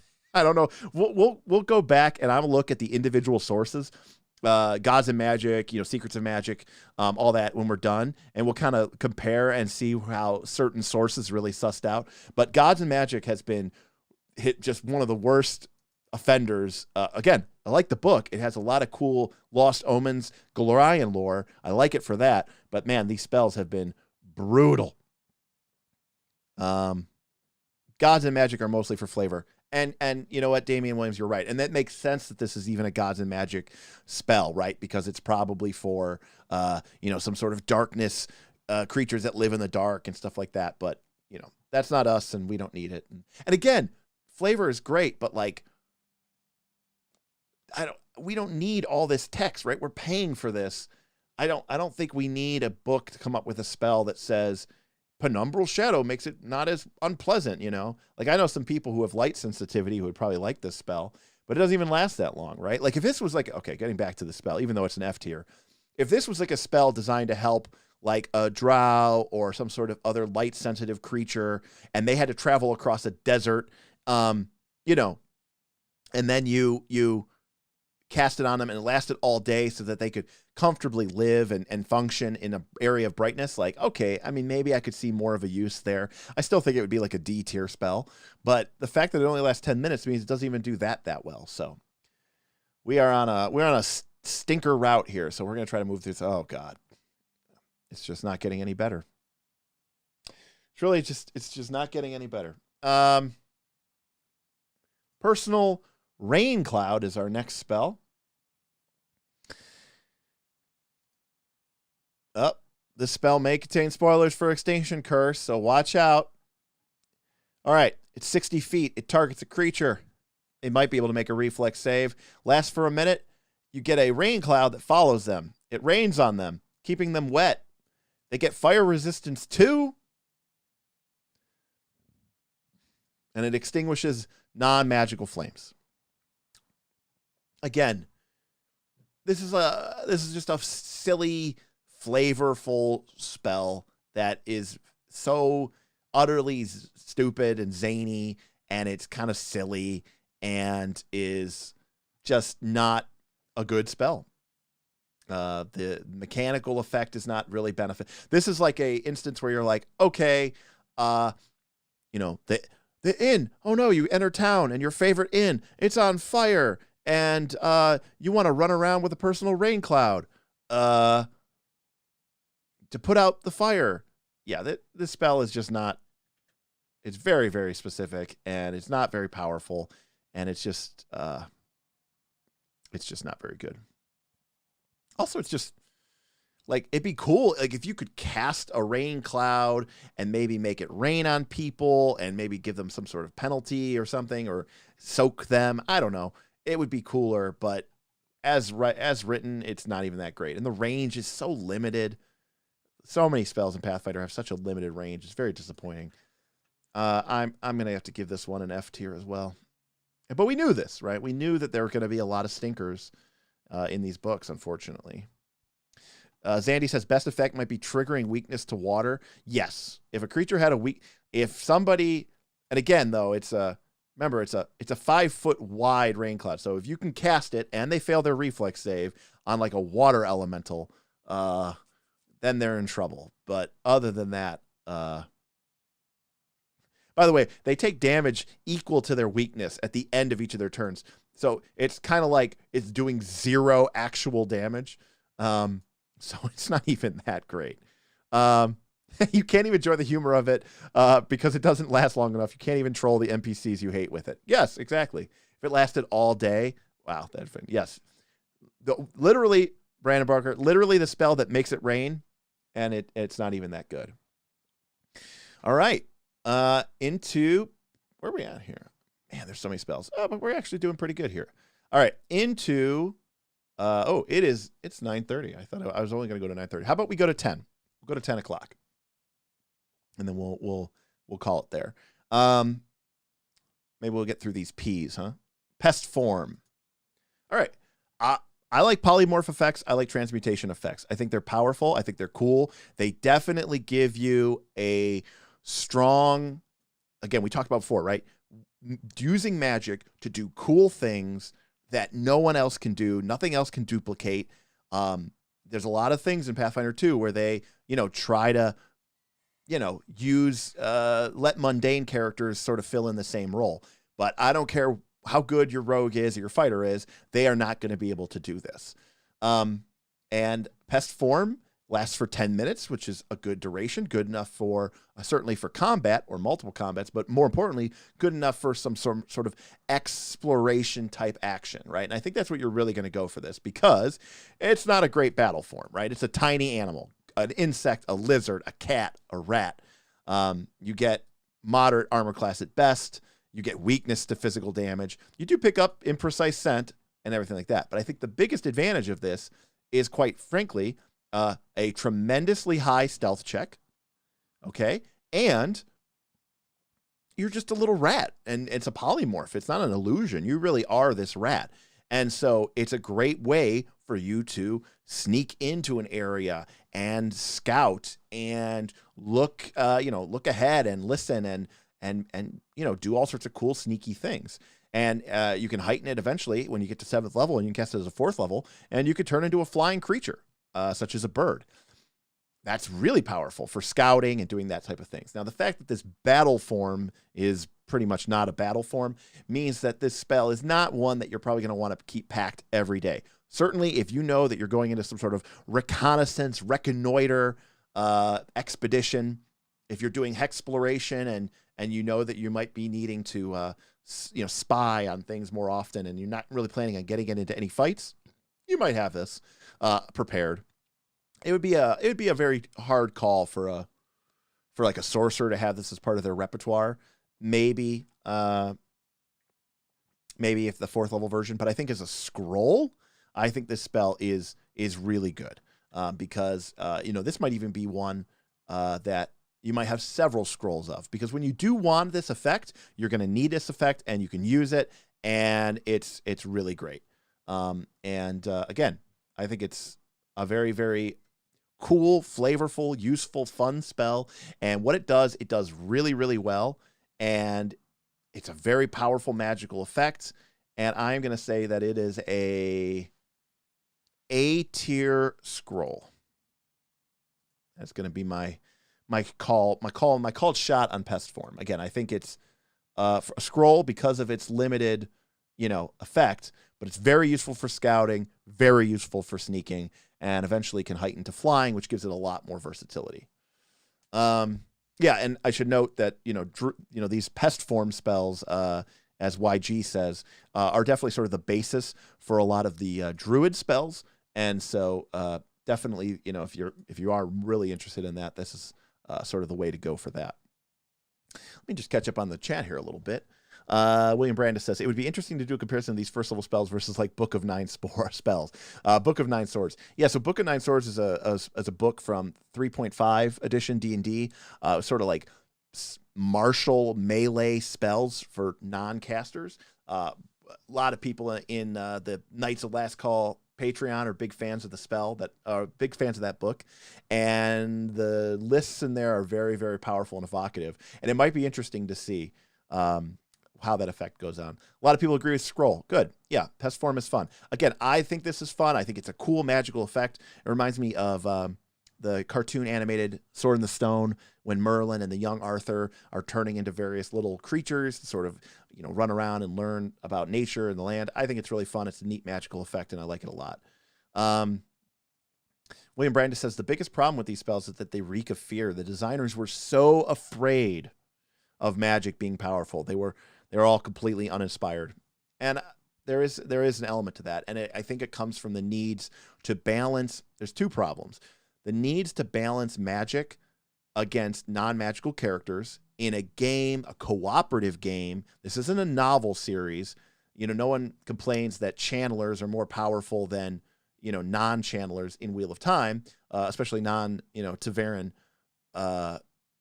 normal people, because it's a novel and you don't need to worry about that. But when you're sitting down to play a fighter or a rogue, if the character next to you can do everything that you can do and they can do it better, you know, you start to feel a little maybe like what's going on here. But I think the real problem is that magic in most D20 based games, and by that I mean D&D and I mean Pathfinder, doesn't have any sort of cost. In almost every magic fantasy system that you read about in a novel or in any other sort of situation, there's always a cost associated with magic. Dark deals, sacrificing parts of your soul, you know, eating weird chunks of metal, potentially risking burning yourself out through the raw power of the magic, attracting ancient beings from far beyond the realms of the stars. All of these costs associated with magic. But in the world of Pathfinder 2, magic is an infinite, safe, reliable resource. And you can just cast these spells over and over and over again, day after day after day after day, with no problems.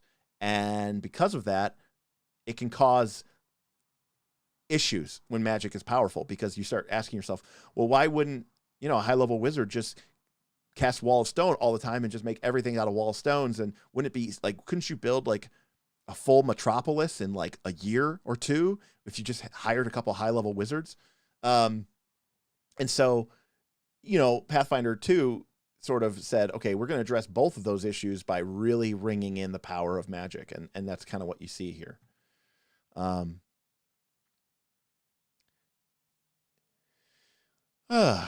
All right, moving on.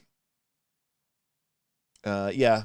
Also, by the way, sorry guys if I missed something in chat. You know, there's enough people in here. It is kind of difficult sometimes to get with everybody's chat. But again, I want to say thank you. If you're watching here, we're going to try to wrap up here in the next 15 minutes or so. So if you stuck with us, really appreciate it. If you're watching YouTube, please like, comment, subscribe. Let us know what you think about your favorite spells, and definitely subscribe so that you get a notification the next time that we are about to go live. And of course, I would be remiss if I noticed in the description below in the doobly-doo, there's a link to our Patreon. If you want to keep these discussions going 24/7, 24/7, all the time, 7 days a week, every day of the month, except for Fridays, because everybody really kind of plays games on Fridays. That's what our Discord's for, and it's exclusive to our Patreon. So don't be afraid to check that out too. All right, next, Pet Cache. Pet Cache. Well, this is probably going to be horrible. Well, it lasts 8 hours, and it targets your familiar, and you open your cloak or create a gap with your hands to bring a pocket dimension for your familiar. And it can live in there, and then it ends. Nothing else can go in it, and it can only bring objects if it was designed specifically for that creature. You can dismiss it. It also ends if you die. Well, that's nice. Or if you enter extra-dimensional space. That's also nice. And when the spell ends, the target reappears in the nearest unoccupied space. Ben, good night. Pet Cache is a weird spell.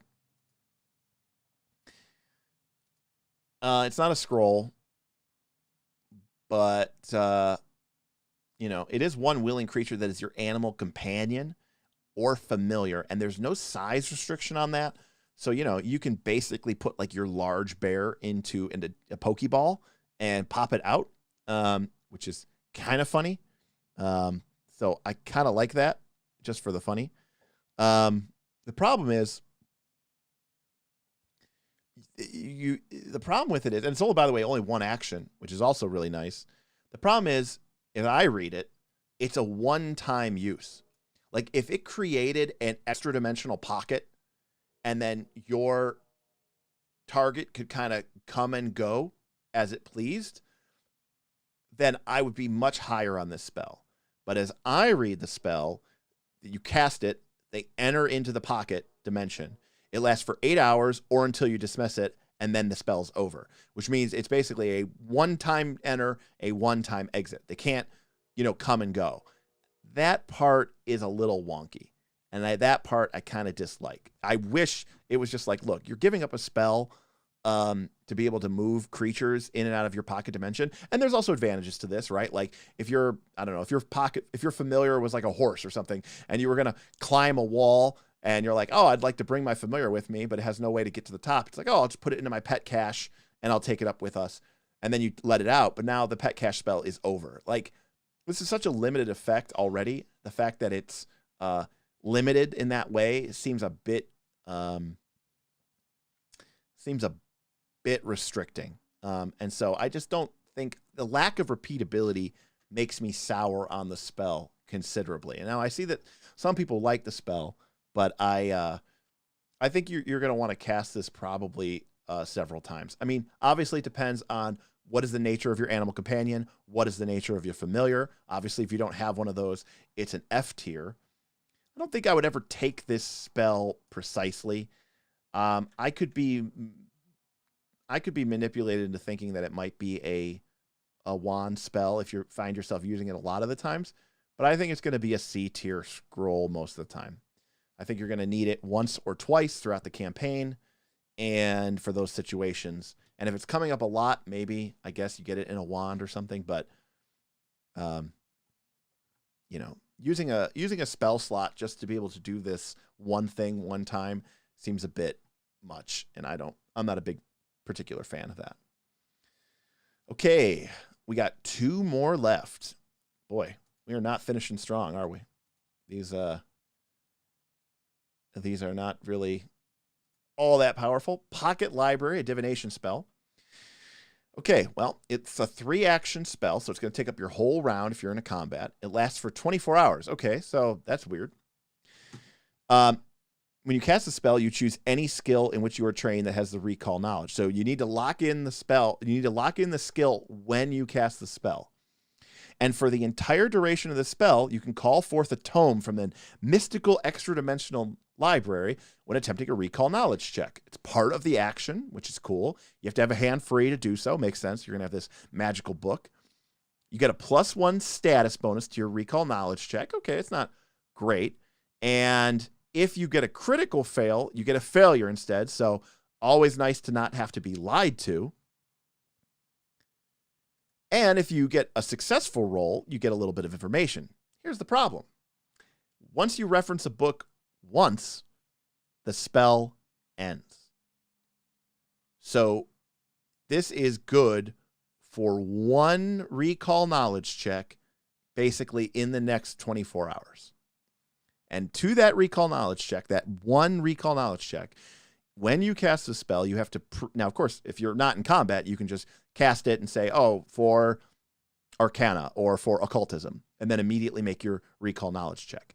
The bonus that you get is the DM doesn't get to lie to you, which I think is stupid anyways. And recall knowledge is already extremely vague and extremely about what success means and about what critical success means. And this just says you get additional information about the creature. Again, so it's vagueness on top of vagueness. But most importantly, for this all of this 24-hour duration, once you reference the book once, it ends. Now, you can heighten it, and the bonus does go up, and you can reference it multiple times. And I suppose that, this actually is a more powerful effect that I would be kind of interested in. +4 status bonus is a lot. Granted, I'd also like to point out that, like, heroism right? Being a hero, giving you a +3 status bonus to your checks, basically gives you the same bonus as having access to an extra-dimensional infinite library by feeling really heroic. It does the same thing for your knowledge. I mean, you don't get this critical failure protection, but again, I think that's stupid anyways. I just really don't like that it's limited. Like, again, if this spell is like, oh, hey, you cast it and you're using a slot and it's +1 and it protects you from critical failures and it gives you a little bit extra knowledge on one specific skill for recall knowledge checks from that specific skill for the day, I would think this is a really cool spell. Limiting it seems very wonky, especially because, and I'm going to go on a little rant here, the hardest part of a GM's job is communicating information to your players. There are so many barriers. There's the barrier of language. There's the barrier of context. There's the barrier of what their players know versus what the player characters know. So something that might be obvious to a living, breathing character in your fantasy world is completely over the head of your players because they don't live in that world. And when you're entering into a dungeon or you're explaining a situation, you as the dungeon master understand information and you want to give that information to your players.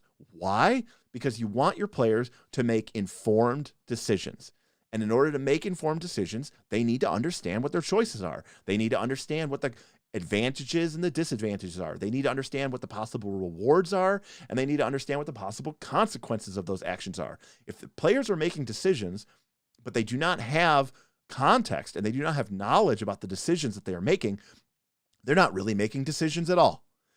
So here is a spell. So they present you with this ability, recall knowledge. We talk about this all the time on the Discord. We talk about this on our podcast.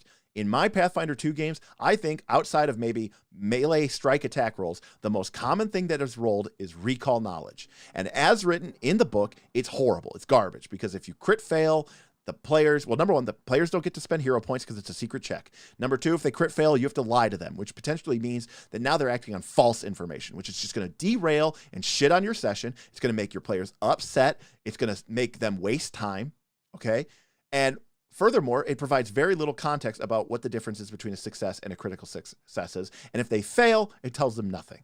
And technically they could retry, but now the DC is higher. It's like the game doesn't want players to make informed decisions.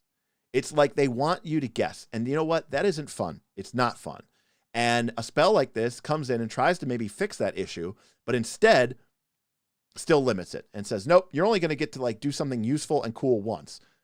And I'm using one of my spell slots, for God's sake.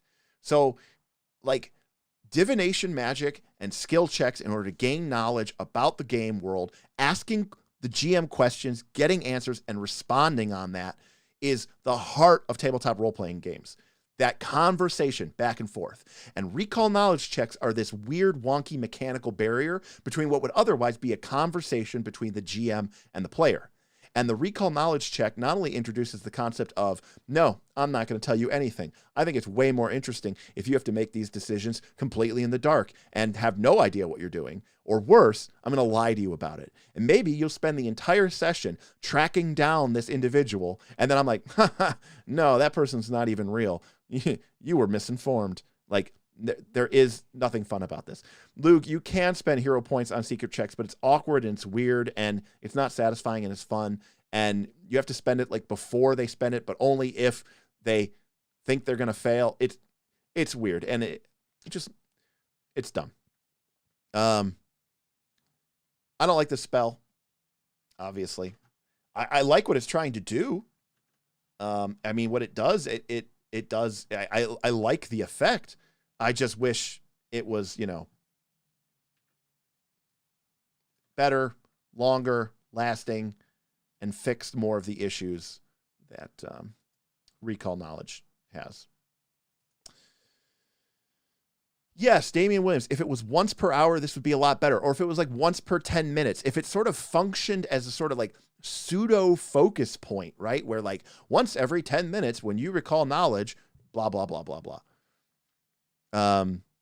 Damian, that's A+. I really like that. The idea of a once per X, once per hour, once per 10 minutes, once per minute. Maybe that's what happens as you get higher in level. William Brandis, did we get to the part where the NPC makes recall knowledge checks and then the party makes perception checks to see if they are telling the truth, even if they think they are? No, we have not. We have not broken through that level of inception and barrier here. So again, I like the concept of Pocket Library. It's a very cool magical concept. Although again, it breaks kind of like some of the weird rules of the game. You're like, wait a second.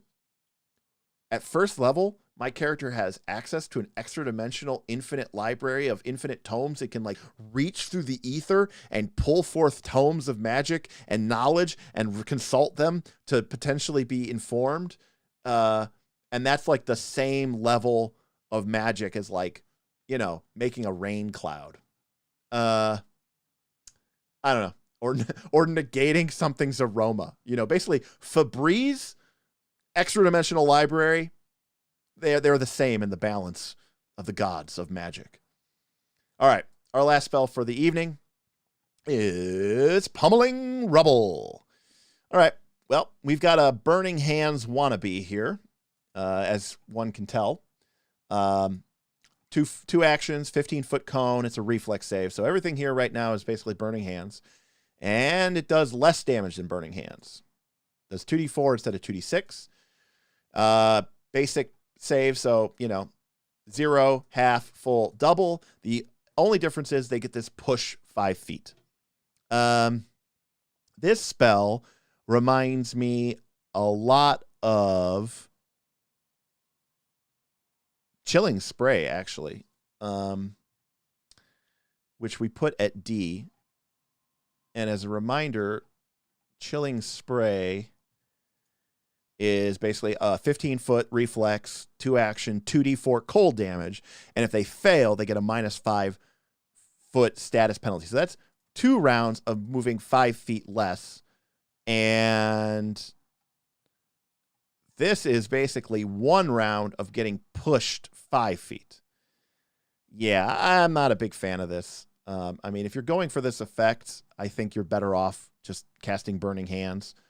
I mean, there is probably a situation where, I mean, again, we can look at critical failures, and pushing someone 10 feet is a little bit nicer, and it's probably a little bit better than Chilling Spray. So I'll say it's C tier. I don't think this spell is quite as bad. I think pushing is more valuable than a minus 5 penalty to speed. But just because, you know, we've talked about some of the things that push can do. And it can, you know, push people out of position. It might make them, you know, waste an action if they have to re-engage on like your front line or your fighters or even on you. So I think that's reasonable. I don't think this is horrible. I still think you're better off taking Burning Hands. But yeah, Kevin, it can make them waste an action getting back into range. Exactly. And, you know, we haven't really talked about this here, but you know, I think we'll do a combat and tactics on it at some point where, you know, a lot of the advantage, a lot of power for wizards and casters is against multiple opponents. And, you know, in some sort of perfect world where somehow you had like 3 or 4 monsters that were all engaged on somebody, and you cast this spell and you do a little bit of damage and they all get pushed 5 feet. And now suddenly those 4 monsters all have to spend a step or a stride action to re-engage. Like, that spell becomes a lot better. And so kind of like, right, it's like hydraulic push with rocks and an AoE. So, I mean, this spell isn't as much about the damage. You do have to do a little bit of work, but if you could set it up where you're making 2 or 3 or 4 creatures essentially have to spend a step or a stride action that they wouldn't have otherwise had to spend, I think you're really far ahead on that. All right. It's 9:53. So we will start wrapping up here. We've got 1 Q and then some R's, S's, and T's, a couple UVs, and then we're done. So we'll definitely be able to get through the list in our next live stream, which I think is going to be Thursday. And either might be shorter, or maybe we'll do some Q&A or anything like that. You know, if people leave comments or let us know, you know, especially if you're a patron and you're enjoying this, and I know several of our patrons are, definitely, you know, letting me know what we could also talk about. I'm always open for it. Being from home makes this a lot easier. So hopefully you guys are enjoying this. You know, it's a long haul, but I think at the end, we're going to have a really awesome tier list of every spell that was well researched, and you know, this isn't just me being flippant. I'm really trying to be passionate about this. and hopefully we can use that to make your next caster a little bit better. If you're looking for, some a little bit more optimized play, or looking for spells that are just going to make it more fun for you at the table, I think these are the kind of spells you want to look at. And again, as I said before, just because I set a tier as spells F, please, feel free to take the spell anyways. It's all about having fun, and a lot of these spells. Self-confessed cynic. Play HTS again. All right, we're playing HTS again. I'm gonna tune down the volume a little bit. Here we go. For you guys. Horizon Thunder Sphere.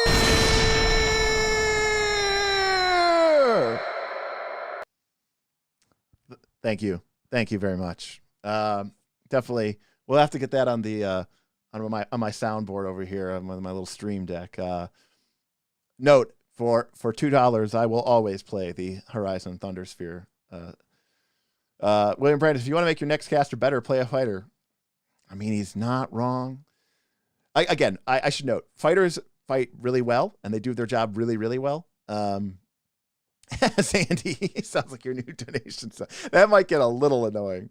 But hey, maybe only if it's like a couple, maybe only if it's like $5 plus. Bob, I can't believe you didn't hear this before. We did post it in the Discord after the last live stream. Aaron and Vin insisted. But it makes absolute sense to me that you would very much like this. You want to have Deadly D8. Yeah. Eli over from Deadly D8 is a friend of the channel. If you haven't checked out his channel, I would do it. He's got some really, really funny stuff. He's got some great stuff, including a collab he did with the Knights of Last Call about our 3-action economy video. So check out Deadly D8 on YouTube. And of course, check out any of our other videos, our AP, our Knights of Last Call, kind of nightlife videos, our combat and tactics videos. We've recently started a night school series. And if you're not aware, we have a podcast. We just started it just the last couple of weeks. Episode 2 of the podcast is about to drop. It's a very long-form content. Myself, Bob, and William Brandis kind of sit around, and we just really go deep on a lot of role-playing games topics, and kind of don't really worry about appeasing any of the YouTube algorithm gods. And that's available pretty much anywhere: Apple, Google, Spotify, you name it. So the second episode of that's going to be coming out pretty shortly. And another episode of our Night School series, where I am taking Bob through the sort of fine art of how to become a dungeon master. Starting from the very beginning, we're going to be building a dungeon together, populating it with monsters, talking about how to build an evocative dungeon. And then from there, sort of building up and talking about how to build a campaign structure and all that other stuff, how to GM better, how to handle combats, the whole 9 yards. Something that's probably going to take us months, if not maybe even a year or more to do it. So we're not doing anything half-assed here. So I am going to kind of wrap it up there. So I want to say thank you very much to everyone who supported today through Super Chats and tips. You guys are amazing and very, very, very appreciated. It's really awesome to see the support this community has. Pathfinder 2 is, not the most popular game in town, but the people who do like it really do like it. We like it, and we'd like to see, there's parts of it I think we could see do better.